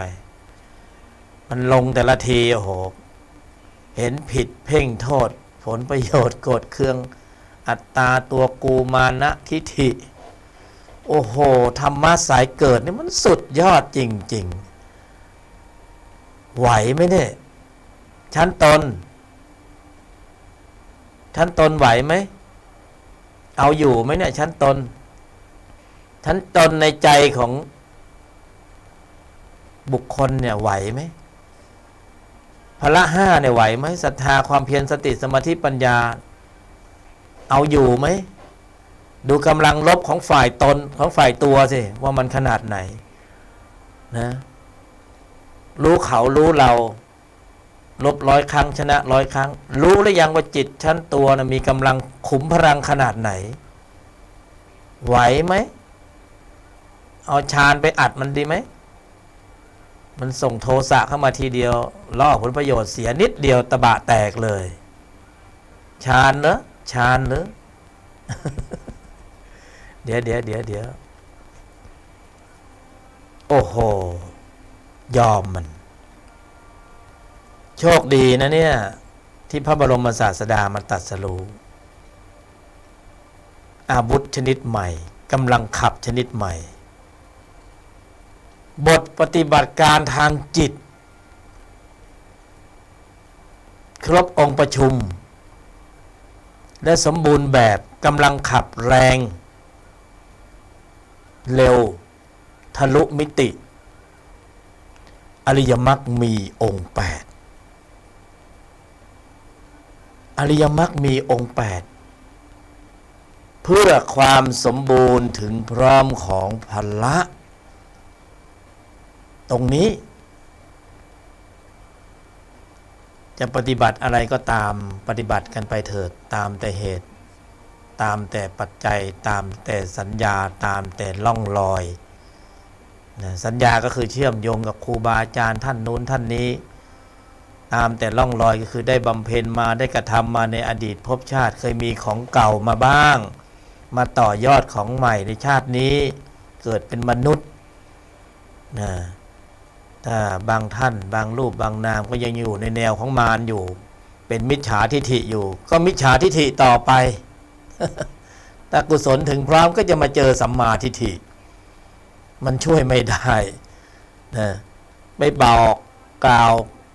ตะโกนให้แล้วเป่าเสกยัดเยียดให้มันก็ไม่ได้แล้วแต่เหตุปัจจัยของแต่ละบุคคลไม่ใช่ว่าใครก็จะได้อะไรตามนั้นเลยนะถ้าเป็นสาวกมารเป็นมิจฉาทิฏฐิก็จะอยู่อย่างนั้นนะวันใดก็ตามที่กุศลความดีถึงพร้อมนู้นถึงจะมองเห็นแสงสว่างที่ปลายอุโมงค์แวบมานิดหนึ่งนะแวบมานิดหนึ่งก็จะได้องค์ภูมิความรู้แสงสว่างจากผู้รู้จากกัลยาณมิตรช่วยกันถ่ายทอดแต่ถ้าข้างในมันยังเข้มข้นอยู่มันก็ฟังเข้าหูซ้ายออกหูขวาทะลุกันไปทะลุกันมาเข้าไม่ถึงจิตเข้าไม่ถึงใจเพราะอะไรฐานพืชเชื้อดั้งเดิมไม่มีถ้ามีมิจฉาทิฏฐิอยู่จบเลยเขาเรียกว่าโปรดไม่ขึ้นโปรดไม่ขึ้นนะการจะพบของสูงของละเอียดจะค้นพบคลังแห่งวิชาชั้นตนเนี่ยมีคลังของวิชาอยู่ต้องเป็นผู้ที่มีการเจริญอบรมสะสมมาแล้วเนี่ยจนเหตุเป็นปัจจัยถึงพร้อมที่จะได้มีเหตุมีปัจจัยจะได้ยินได้ฟังธรรมอะไรนั่นหมายถึงว่าข้างในของท่านถึงพร้อมสมบูรณ์ถึงเวลาแล้วถึงเวลาแล้วการลำดับให้กำเนิดกำลังของตนถึงเวลาแล้วไม่จำเพาะเฉพาะชาตินี้ของเก่าที่สะสมมานั้นเป็นเหตุเป็นปัจจัยส่งผลด้วยมาถึงพบในปัจจุบันแล้วก็สารพัดเรื่องราวของมารที่มันมีขัดมีขวางมีขึดมีขัดมีขอดมีข้องมีขำอยู่นั่นน่ะ นะขึดขัดขอดข้องขำไม่คลี่คลายสักทีไม่ปลดมันไม่ปลดล็อกมันติดค้างอยู่นั่นน่ะกว่าจะมาลำดับสู่แนวทางของตนชั้นตัวมันก็มีกำแพงมากมายมีด่านเยอะแยะไม่งั้นเขาจะเรียกมารเลยมารตั้งด่านไว้เต็มไปหมดเลยด่านอะไรก็ไม่รู้ด่านโลกธรรมสารพัด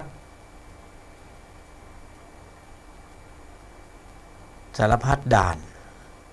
กว่าจะถึงตนในภายใน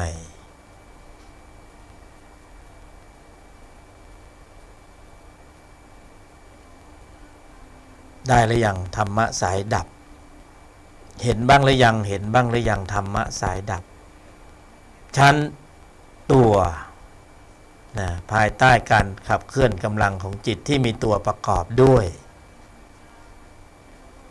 และอีกส่วนหนึ่งที่ผ่าครึ่งออกมาแล้วก็ได้ธรรมะชั้นตน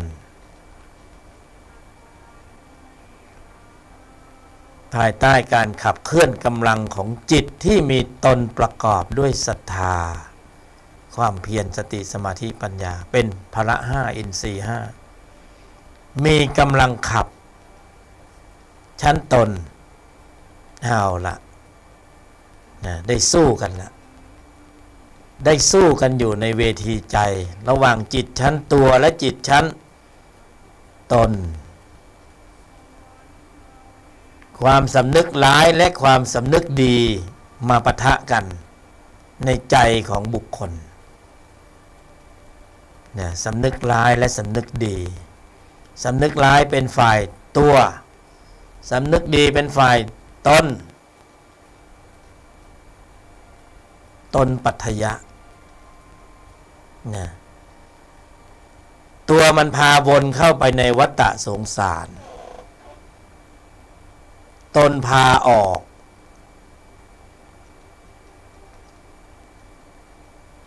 ตนก็รู้ว่ากำลังลบฝ่ายมารเนี่ยระดับไหนบ้างนะต้องจัดการตัวไหนก่อนก็ต้องเพิ่มเนี่ยการจัดการของตนนี่เขาไม่ได้ตั้งขีปนาวุธหรือใช้โดรนเล็งเป้าไม่ใช่ โอ้ถ้าอย่างนั้นก็ดีสิเราเอาโดรนบินเข้าไปในใจของเราเนี่ยลักลาระเบิดหย่อนลงไปโทสะอยู่ตรงไหนก็หย่อนลงไปตรงนั้นไม่ใช่แบบนั้นธรรมชาติมีของแก้กันโชคดีนะธรรมชาติมีของแก้กันท่านให้มาแล้วตนก็รู้ว่าถ้าตนแข็งแกร่งแข็งแรงชั้นตัวมันก็อ่อนแรงลงไปจะรู้ได้ว่าอำนาจการไหนที่เป็นตนมีกำลังมากกว่าอำนาจการชั้นตัว อำนาจการระดับไหนอำนาจการระดับของจิตในระดับชั้นของสมถะก็บรรเทาเบาบางฝ่ายตัวได้พอสมควรอะไรบ้างนั่นและที่สุดของที่สุดอำนาจการของจิตชั้นของมรรคชั้นของมรรคมีศักยภาพในการ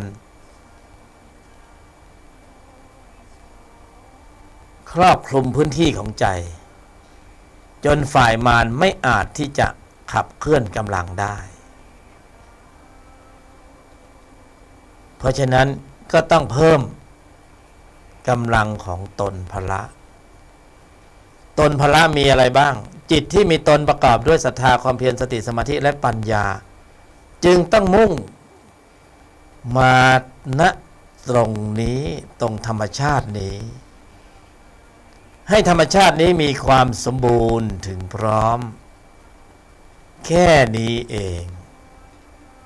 ความหมายก็คือฝึกตนเพิ่มตนบริหารตน อะไรก็แล้วแต่นั่นแหละด้วยอุบายวิธีอันแยบคาย ที่จะส่งผลให้ตนพระมีกำลังแข็งแกร่งแข็งแรงแหลมคมเท่าทันรอบรู้แยกแยะเช็ดล้างล้วงลึกถอดถอนอำนาจการเดิม ไม่ได้ไปไล่เขาตรงๆไม่ได้ถือไม้เรียวไปไล่ฟาดมันไม่ใช่ เขาก็อยู่ของเขา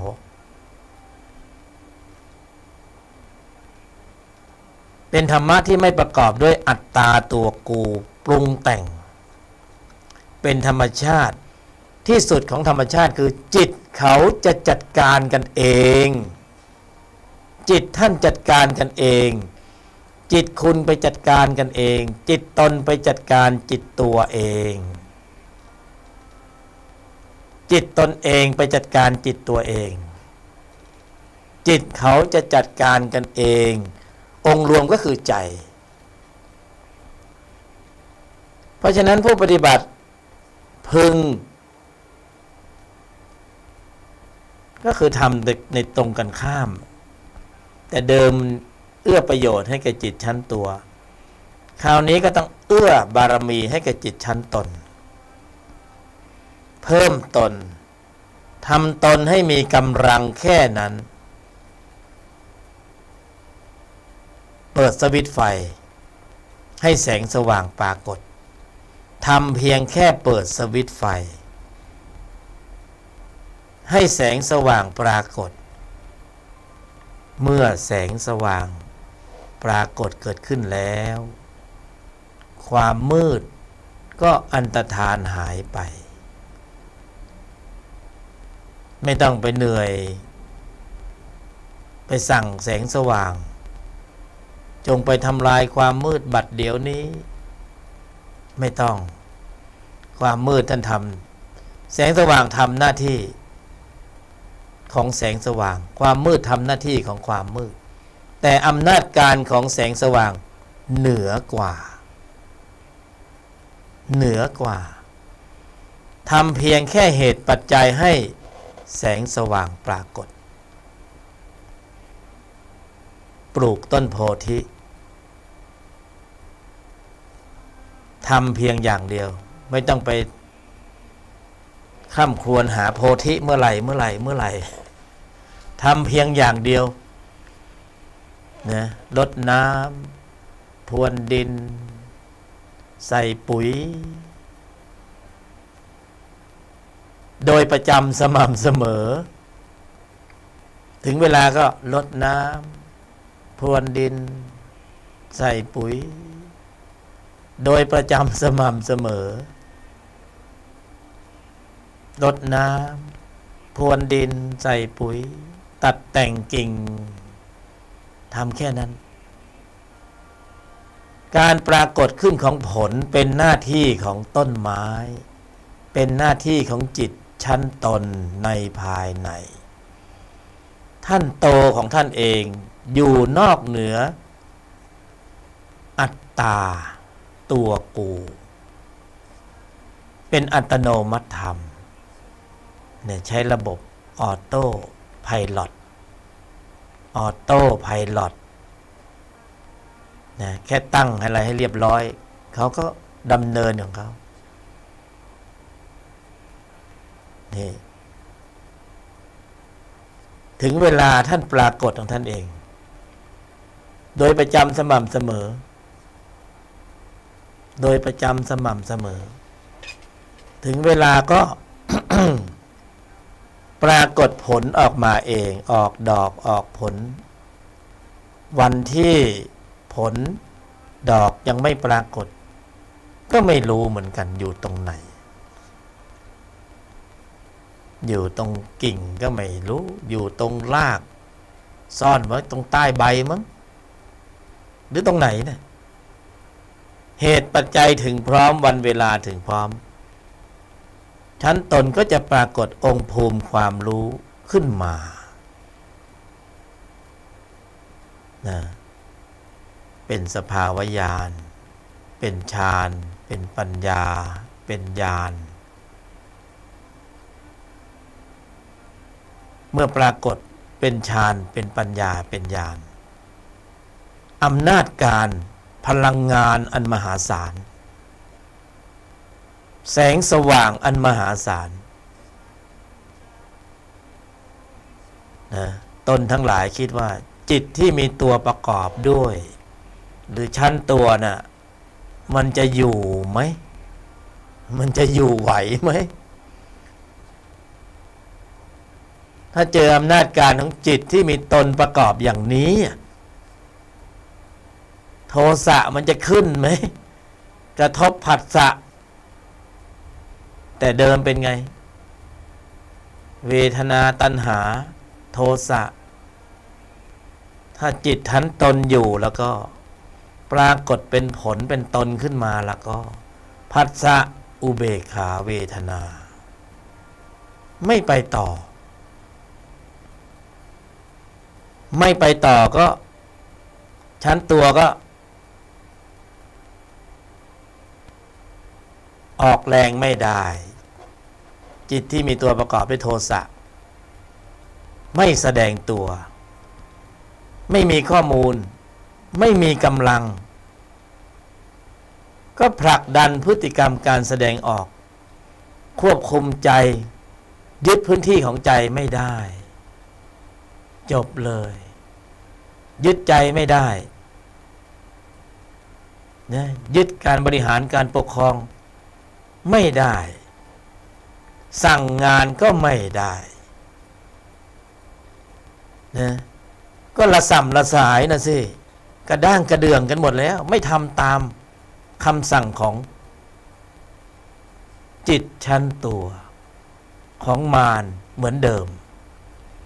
อำนาจสายการบังคับบัญชา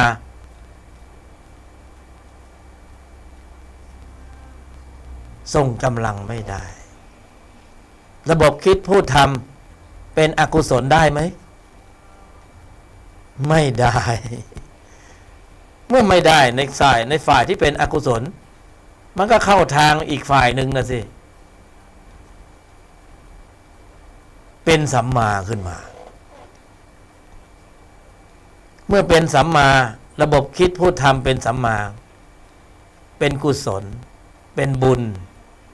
เป็นบารมีนะเป็นตบะเป็นเดชเดชะอำนาจการอิทธิฤทธิประสิทธิอัตตาตัวกูลดลงความเข้มข้นเบาบางชั้นตัวเริ่มว่างนะเริ่มวางเริ่มว่างเริ่มวางปราศจากอัตตาตัวกูเข็มทิศจะไปไหนม้วนเข้าสู่วังวนแห่งวัฏฏะเหมือนเดิมได้ไหมนะเมื่อก่อนนี้ไปอยู่ได้อยู่แต่เดี๋ยวนี้ไม่ได้แล้วอำนาจการเปลี่ยนเป็นอีกระดับชั้นหนึ่งแล้วจิตนิสัยเป็นไงเปลี่ยนไหมก็ไม่โกรธแล้วไงเปลี่ยนนิสัยแล้วนะยกระดับเหนือปิดอบายไหมข้ามพ้นนรกไหมข้ามพ้นเปรตไหมข้ามพ้นอสุรกายไหมบรรลุเป็นพระโสดาบันเกิดเป็นมนุษย์อีก7 ชาติอัตตามานะทิฏฐิลดหวบหาบนะความลังเลสงสัยสักกายทิฏฐิข้อวัดปฏิบัติที่ฟุ่มเฟือยลดปริมาณลงจะรู้สึกตนเองด้วยตนเองนะถ้าไม่แน่ใจก็สภาวะแบบนี้มันแปลกๆนะไม่เคยมี มันเป็นยังไงนะไปอ่านบัญญัติดูอ๋อพระบรมศาสดาเขียนแผนที่ไว้แบบนี้เรามาถึงตรงนี้ตีบทแตกตีธรรมแตกอะเด ก็ได้สภาวะแล้วยกสภาวะเข้าไปในบัญญัติ แต่ยุคนี้ก็แปลกนะโดนชั้นตัวมันหลอกเอาสภาวะยังไม่มีก็ไปศึกษาบัญญัตินะจิตชั้นตัวจิตมารยังหลอกล่ออยู่นะเอาผลมาปรุงเหตุคือเหตุยังไม่ได้ปรุงเลยผลยังไม่เกิดเอาผลมาเล่าสู่กันฟังสาธยายผลแล้วเวลาโดนถามว่าแล้วที่สุดของผลเนี่ยก่อนจะมาถึงผลตรงเนี้ยปรุงเหตุด้วยอุบายวิธีโดยแยบคายอย่างไรอันเนี้ยตอบยากตรงนี้แหละคือความหลากหลายในสังคมปัจจุบันที่กำลังออกมาอยู่ในสื่อโซเชียลต่างๆนะแต่ละผู้รู้ก็จะว่ากันไป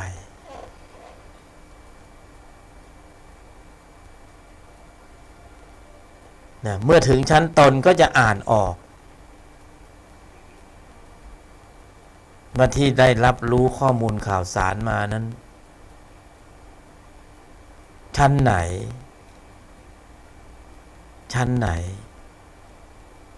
ยังอยู่ชั้นตัวหรือเปล่าหรือว่าชั้นตนอ่อนๆติดข้องตรงไหนเอามาจากตรงไหนมาสาธยายเป็นข้อมูลที่เป็นภาวะที่เป็นสัจจะหรือเปล่าหรือนึกเอาคิดเอาพูดเอาเป็นนักคิดนักทฤษฎีนักนั่นแหละเพราะฉะนั้นถ้าเข้าสู่กระบวนการของจิตที่มีตนประกอบสมบูรณ์ถึงพร้อมก็มีช่องทางเดียวต้องเข้าสู่กระบวนการของอริยมรรคมีองค์8ในภายในปรุงให้กำเนิดกำลังของพละให้เกิดสภาวะขึ้นมาก็จะตัดสินได้ว่าชั้นตัวที่ยังมีข้อมูลหลงเหลืออยู่ชั้นนั้นชั้นนี้เป็นนั้นเป็นนี่มันคืออะไรเนี่ยสมบูรณ์ถึงพร้อมหรือไม่ในข้อมูลที่ได้รับมานี่ยังไม่ได้บอกว่าผิดหรือถูกนะไม่นิยมใช้จริงๆใช้คำว่าสมบูรณ์ถึงพร้อมหรือไม่เพราะนั้นผู้ปฏิบัติเนี่ยแต่ละรูปแต่นามนั้นมีตนอยู่แล้วไงถ้าเป็นตนที่ถูกต้องถูกส่วนตรงตามความเป็นจริงในกรอบของอริยมรรคมีองค์8จะต้องถึงเหตุผลภูมิปัญญาในระดับเดียวกันพูดเรื่องเดียวกันคุยเรื่องเดียวกันเมื่อมาเจอพระสัทธรรมปลอมหรือพระสัทธรรมปฏิรูปเนี่ยก็จะเข้าใจนะก็จะเข้าใจอ๋อมันเป็นอย่างนั้นแหละเนี่ยแต่ไม่ได้ว่าจะต้อง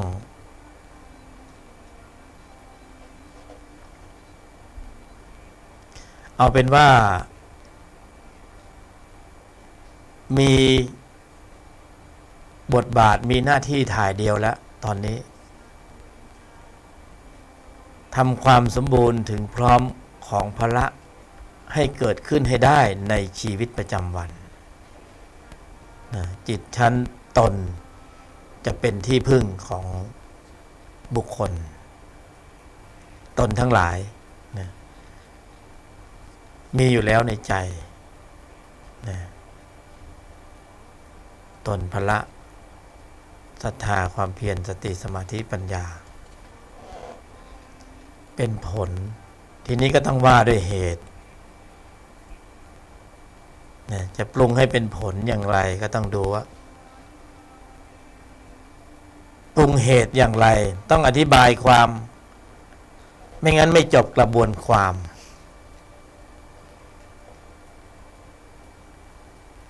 ว่าจะเก็บเกี่ยวจิตชั้นตนนะปรุงเหตุปรุงปัจจัยให้จิตชั้นตนปรากฏเกิดขึ้นได้อย่างไรในแต่ละวันในแต่ละการแสดงออกในชีวิตประจำวันแต่โดยพื้นฐานอย่างที่เคยพูดไว้ก็คือว่าจิตชั้นตัวเนี่ยสัตว์ชั้นตัวเข้าสู่วังวนแห่งวัฏฏะสงสารด้วยการขับเคลื่อนกำลังจิตที่มีตัวประกอบด้วยระบบของความคิด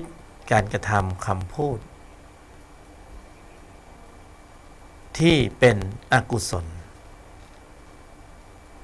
ด้วยระบบคิดพูดทำที่ล้มเหลวอันตัวนี้แหละคือตัวม้วนเข้าสู่วังวนเป็นเหตุเป็นปัจจัยให้จิตที่มีตัวประกอบนั้นมีกำลังมีความเข้มข้นมากขึ้นนี่คือเส้นทางเดิมที่สัตว์คุ้นเคยเข้าสู่วังวนแห่งวัฏฏะสงสารแล้วทีนี้จะออกจากตรงนั้นเนี่ยพอเห็นทุกข์เห็นภัยแล้วนะถ้ายังไม่เห็นทุกข์เห็นภัยก็อยู่ต่อใช้ความคิดการกระทำคำพูดเหมือนเดิมนะฉุนเฉียวเกรี้ยวกราดขาดความเมตตาเห็นผิดเพ่งโทษเวลากระทบนิดกระทบหน่อยก็ขึ้นพรวดพลาดความคิดความเห็นวาจาล่วงหล่นอันนี้คือเดิมที่เคยมีเคยเป็นกูได้กูมีกูเป็นเดิมเนี่ยชีวิตประจำวันเนี่ยเป็นอย่างนี้และนี่คือเหตุแห่งทุกข์เหตุของการไม่สำรวมระมัดระวังตั้งมั่นให้ถึงพร้อมเป็นสมุทัยสัตว์การดำเนินออกด้วยแนวทางแห่งอริยมรรคมีองค์8ที่พระบรมศาสดาทรงตรัสรู้กระทำโดยลักษณะตรงกันข้าม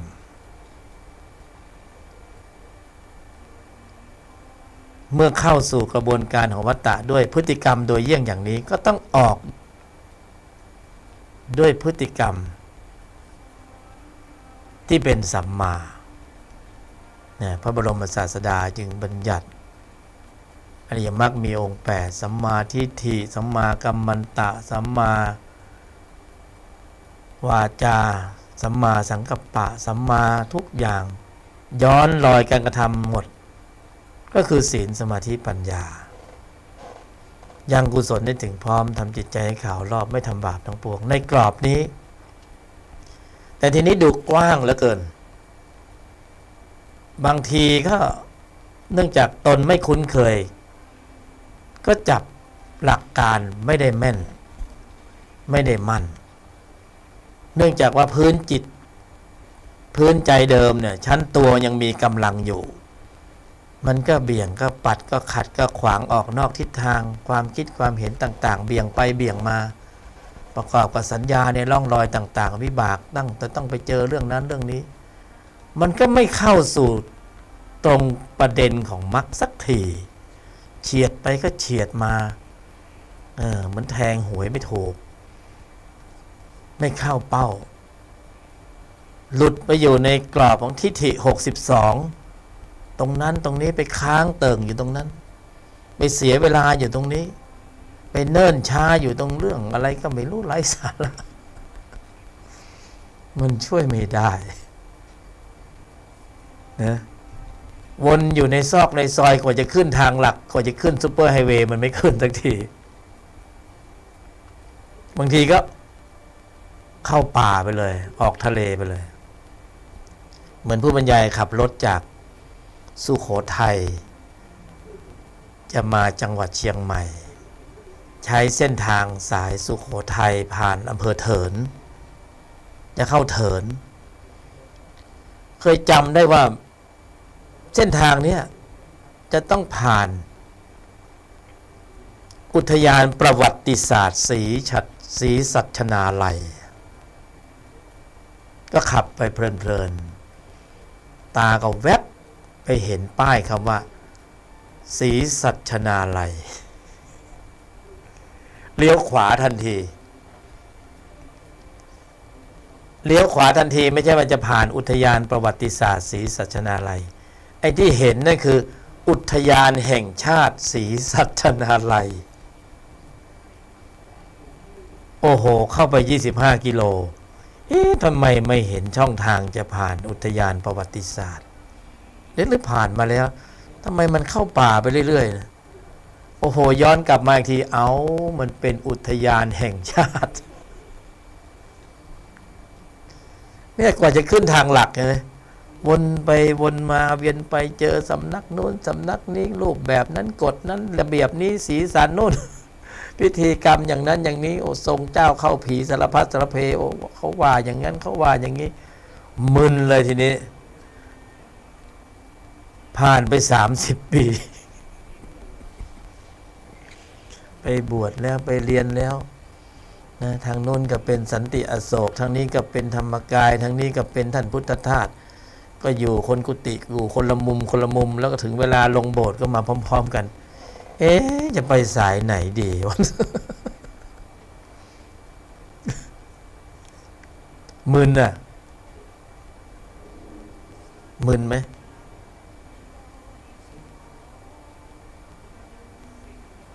มันเข้าทางของจิตชั้นตัวนั้นไม่ยากเลยเพราะมันมีข้อมูลอยู่แล้วโทสะโลภะโมหะมีข้อมูลพร้อมจะขับเคลื่อนอยู่แล้วผัสสะเวทนาตัณหาอุปทานไหลลื่นไปตามกระแสสัมผัสม่วนเพลินไปเลยโอ้โหรางวัลแต่ละดอกนี่มันให้มาไม่มีสุขเลยมีแต่สุขดิบทุกตลอดกาลทุกไม่มีที่สิ้นสุดทุกไม่มีเริ่มต้นทุกไม่มีท่ามกลางทุกไม่มีปลายทางทุกตลอดเลยโอ้โหอะไรกันสังขารก็กายมนุษย์ก็มีระยะเวลาจำกัดนี่จะถึงหรือเปล่าเนี่ยปลายทางเนี่ยน้ำมันจะหมดอยู่แล้วนะจะบำเพ็ญทำอะไรไปสังขารจะหมดวาระไปแล้วโอ้ต้องใช้กายสังขารมนุษย์เป็นเครื่องปรุงกำลังของจิตที่มีตนประกอบเวลาก็ไม่มากแป๊บเดียว40-50 ปีงอมแล้วขาลงแล้ว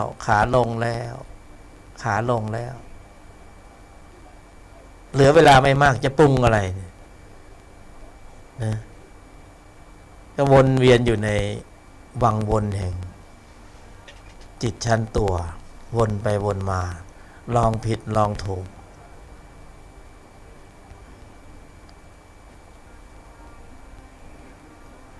อยู่ในใจนี่เอง อยู่ในใจนี่เองนะไอ้ที่ไปฝึกมานี่คือเพิ่มตัวหมดเลยกูได้กูมีกูเป็นไปฝึกตัวไปเพิ่มตัวฝึกตัวเพิ่มตัวโดยไม่รู้สึกตัวซะด้วยซ้ำไปนะฝึกตัวเพิ่มตัวมึนไปเลยอยู่ในใจนี่เองโอ้จิตชั้นตนท่านมีอยู่แล้วในใจของมนุษย์ทุกรูปทุกนามโหลดแอปพลิเคชันมรรคมีองค์8ไว้ให้เรียบร้อยนะเพียงแค่ปรุงตนขึ้นมาแค่นั้นเองแล้วก็เข้าไปที่แอปพลิเคชันมรรคมีองค์8โปรแกรมของมรรคในใจมีอยู่แล้วขับเคลื่อนกำลังของตนของมรรคนะเราเข้าสู่วังบนแห่งวัฏฏะด้วยเล่ห์เหลี่ยมเพทุบายทำสายเกิดออกจากวังบนด้วยอุบายวิธีโดยแยบคายเนี่ยพระบรมศาสดาทรงสรรเสริญองค์ธรรมกุศลจิตองค์นี้ทรงสรรเสริญองค์ธรรมกุศลจิตองค์นี้ในหลายที่หลายแห่งที่พระบรมศาสดาเสด็จไปโปรดเวนยสัตว์ในประเทศอินเดียเนปาลทรงสรรเสริญองค์ธรรมกุศลจิตองค์นี้เป็นอย่างยิ่งเมื่อเราศึกษาในพระไตรปิฎกไปอ่านดูองค์ธรรมที่ว่านี่คือองค์ธรรม โยนิโสมนสิการ แถมด้วยคำว่าในภายในนะมีทุกที่เลย ในภายใน แสดงว่าบทปฏิบัติการทางจิตนี้ มีองค์ประชุมครบพร้อมมูลอยู่ในใจในภายใน ลึกๆอีกชั้นหนึ่งของความรู้สึก นอกเหนือจากธุระโลกภายนอก ในชั้นนี้คือทุระธรรมในภายใน มีอยู่ในใจของบุคคลทุกรูปทุกนาม ขับเคลื่อนเสียสิ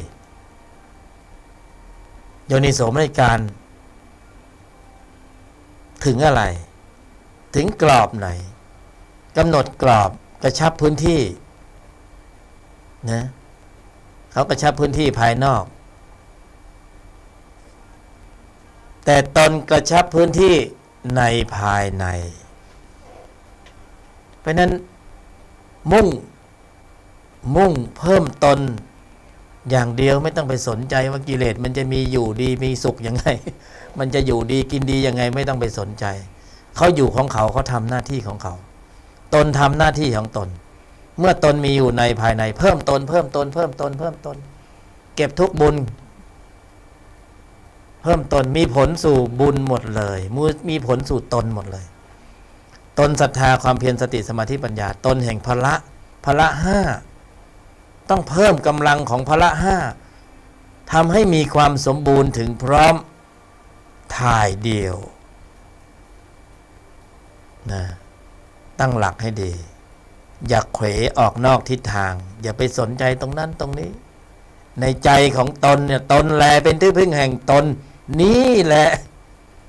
ไม่ต้องไปข้างนอกอย่าไปรบกวนเขาตนแลเป็นที่พึ่งแห่งตนของตนเองนี่แหละนี่อยู่ในตนนี่แหละตั้งหลักให้ดีอย่าเขวออกนอกทิศทางไอ้ที่เขวที่แวะนี่คือวิบากจิตมันชวนให้แวะชวนให้เขวไม่ถึงกรุงเทพสักทีเห็นดอกไม้ริมทางสวยๆจอดแวะหน่อยนะหน่อยนึงหลายแวะมันก็จบหมดเวลาไม่ถึงสักทีตั้งหลักให้ดีตั้งตนให้ดีเพื่อความสมบูรณ์ถึงพร้อมของพละอย่าเขวอย่าเป๋นะเพราะว่าสิ่งแวดล้อมมันมีสารพัดที่เป็นเหตุดึงดูดออกนอกทิศทางกฎระเบียบรูปแบบสีสันสารพัดนะที่ไม่ว่ากันนะแล้วแต่เหตุปัจจัยเพราะฉะนั้นตั้งหลักเพิ่มตนฝึกตนบริหารตนเมื่อโยนิโสมาแล้วนะกระทำไว้ในใจโดยแยบคายกระทำไว้ในใจโดยแยบคายอะไรกระทำอะไรไว้ในใจโดยแยบคายนะต้องกระทำอะไรกำหนดอะไรนะถ้าเป็นสมถะก็กำหนดไปที่เราคุ้นเคยก็กำหนดไปแต่นี่ไม่ใช่สมถะนี่คือกำหนดเจริญซึ่งอริยมรรคมีองค์8กำหนดอย่างไรนะด้วยอุบายวิธีอันแยบคายทำยังไงให้บทปฏิบัติการทางจิตนั้นเคลื่อนกำลังเอาสิเขามีอยู่ในใจแล้วทำยังไงให้ธรรมชาตินี้เคลื่อนกำลังเอาสิทำยังไงให้ท่านเคลื่อนกำลังก็ต้องอุบายวิธีจากภายนอกสู่ภายในไปสั่งให้พละห้าเคลื่อนกำลังได้ไหมไม่อยู่ในฐานะเพราะสภาวธรรมเป็นอนัตตาไม่อยู่ในข่ายของการบังคับบัญชาของอัตตาตัวกูก็บังคับไม่ได้สั่งไม่ได้แต่อุบายวิธีสร้างเหตุสร้างปัจจัยให้พละห้าเคลื่อนกำลังได้เป็นอย่างนี้แต่อุบายวิธีโดยแยบคายเป็นเหตุเป็นปัจจัยให้องค์ธรรมกุศลจิตในระดับชั้นของพละห้าในภายในนั้น ขับเคลื่อนกำลังก็ต้องมีโจทย์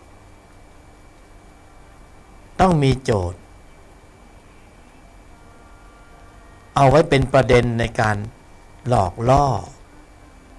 นะก็จริงก็ไม่อยากใช้คำว่าหลอกล่อหรอกไอ้หลอกล่อเนี่ยมันเป็นชั้นตัวนะเป็นอุบายวิธีโดยแยบคายด้วยการกำหนดหมาย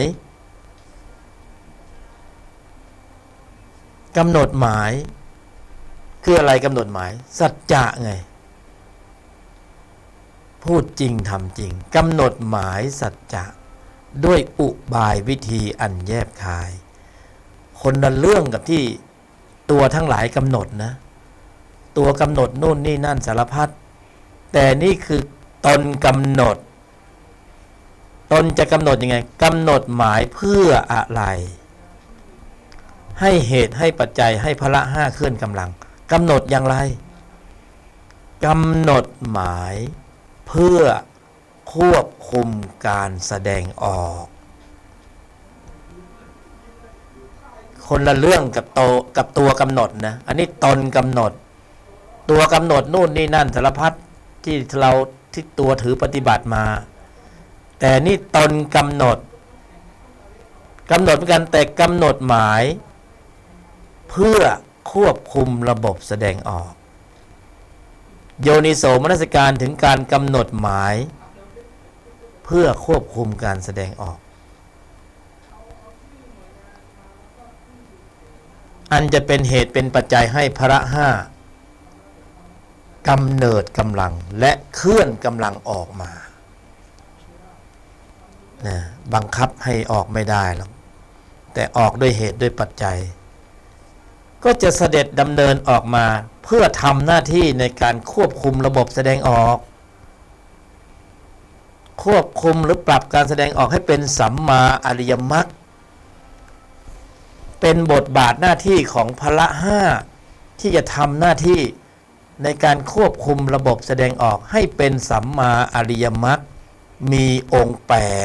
8เมื่อพละห้าออกแรงมากขึ้นบ่อยขึ้นกำเนิดกำลังบ่อยครั้งแหมที่ฝั่งตรงข้ามไอ้โทสะโลภะโมหะมันก็ออกแรงเขาก็แข็งแกร่งแข็งแรงเหมือนกันแต่ชั้นนี้เป็นชั้นตนฝั่งตรงข้ามชั้นตนศรัทธาความเพียรสติสมาธิปัญญาออกแรงก็แข็งแกร่งแข็งแรงมากขึ้นสิที่เราฝึก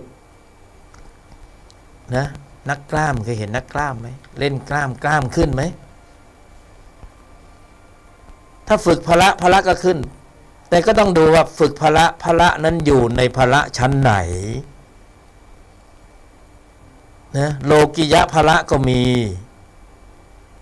ฝึกฌานก็ยังเป็นโลกิยะ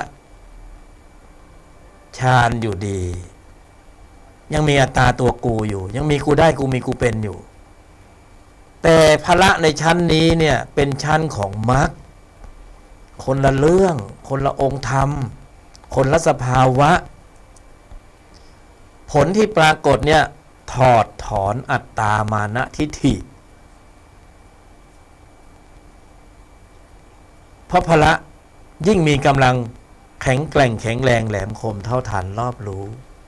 แยกแยะล้วงลึกถอดถอนมีกำลังมากขึ้นเท่าไหร่จิตชั้นตัวฝ่ายตรงข้ามก็อ่อนกำลังลงมากเท่านั้นเมื่อแสงสว่างปรากฏมากที่สุดความมืดก็หายไปทันทีเมื่อฌานปัญญาญาณที่จากการฝึกกำลังของพละในระดับชั้นของมรรคนี้ปรากฏฌานปัญญาญาณปรากฏตนทั้งหลายคิดว่าจิตชั้นตัวมันจะอยู่ยังไงจิตชั้นตัวเดิมเนี่ยมันจะเป็นยังไงที่เขาบอกว่าดับกิเลสดับจิตดับนู่นดับนี่มันจะดับไหมคิดดูสิมันจะอยู่ไหวไหมไอ้คำว่าดับจิตดับกิเลสนะดับโทสะเนี่ย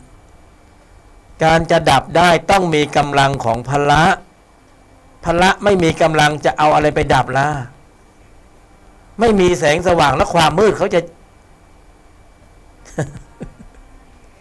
เขาก็อยู่ของเขาเหมือนเดิมต้องทำแสงสว่างต้องทำกำลังของพละให้ปรากฏและต้องดูด้วยว่าพละนั้นเป็นพละชั้นไหนพละระดับไหนนี่ขณะที่ลำดับดำเนินเจริญอยู่ในแนวทางนี้ก็มีวิตกมีวิจารมีปีติมีสุขฌานก็เกิดขณะอยู่ในชีวิตประจำวันยืนเดินนั่งนอนปกติทุกอย่างแต่เป็นธุระธรรมในภายในกำหนดหมายควบคุมระบบแสดงออกในภายในตั้งโจทย์ไว้นะตั้งโจทย์บางทีก็โจทย์บำเพ็ญสัจจะไม่พูด1 ชั่วโมงตั้งไว้เลยเวลานี้ถึงเวลานี้ไม่โกรธ1 ชั่วโมงไม่เห็นใครผิดไม่เห็นใครถูก1 ชั่วโมงเวลากระทบกระทั่งกระทุ้งกระเทือนข้อสอบเสียหน้าเสียราคาเสียผลประโยชน์เสียความรู้สึกเสียเกียรติเสียฟอร์มเสียของรักข้อสอบมาสอบไหวไหมพละ5เคลื่อนกำลังออกมาหรือยังถ้าพละ5ควบคุมสถานการณ์ของใจได้ก็นิ่งในไม่โต้ตอบได้ยอมได้หยุดได้เย็นได้นิ่งในไม่โต้ตอบพอโยนิโสมนสิการยอมหยุดเย็นนิ่งในไม่โต้ตอบก็เป็นสูตร4 ยอขึ้นมาอันนี้คือเทคนิคนะเทคนิคในการนำธรรมะเข้าสู่ชีวิตประจำวันก็กำกับด้วยสูตร4 ยอโยนิโสมนสิการยอมหยุดเย็นนิ่งในไม่โต้ตอบกำกับนะหล่อเลี้ยงไว้ในใจอยู่ตลอดเวลาวิชาบังคับเจอแน่นอนเสียผลประโยชน์โลกเสียหน้าเสียราคาเสียความรู้สึกไม่มีอะไรฟรีๆต้องแลกทั้งนั้นต้องลงทุนทั้งนั้นเสียผลประโยชน์โลกเพื่อให้ได้ผลบารมีแล้วเกิดการลำดับขับเคลื่อนกำลังจิตที่มีองค์ประกอบด้วยกุศลในระดับชั้นของมรรคสุดคุ้มและทำที่สุดแห่งทุกข์ได้เมื่อฌานปัญญาญาณเกิดผลไปสัมผัสเอาเองผลไปสัมผัสเอาเองเหตุไปปรุงแต่งเอาเองไม่มีใครมาเป่ามาเสกให้เราได้นี่ทุกรูปทุกนามโปรแกรมของมรรคมีอยู่ในใจแล้วนะจงลำดับดำเนินเสถิด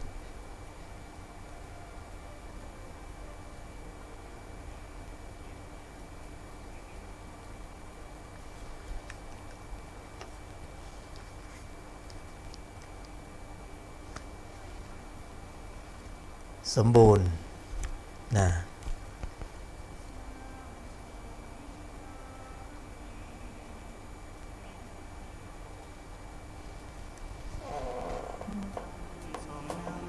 ชีวิตหยุดโลภโกรธหลงปลง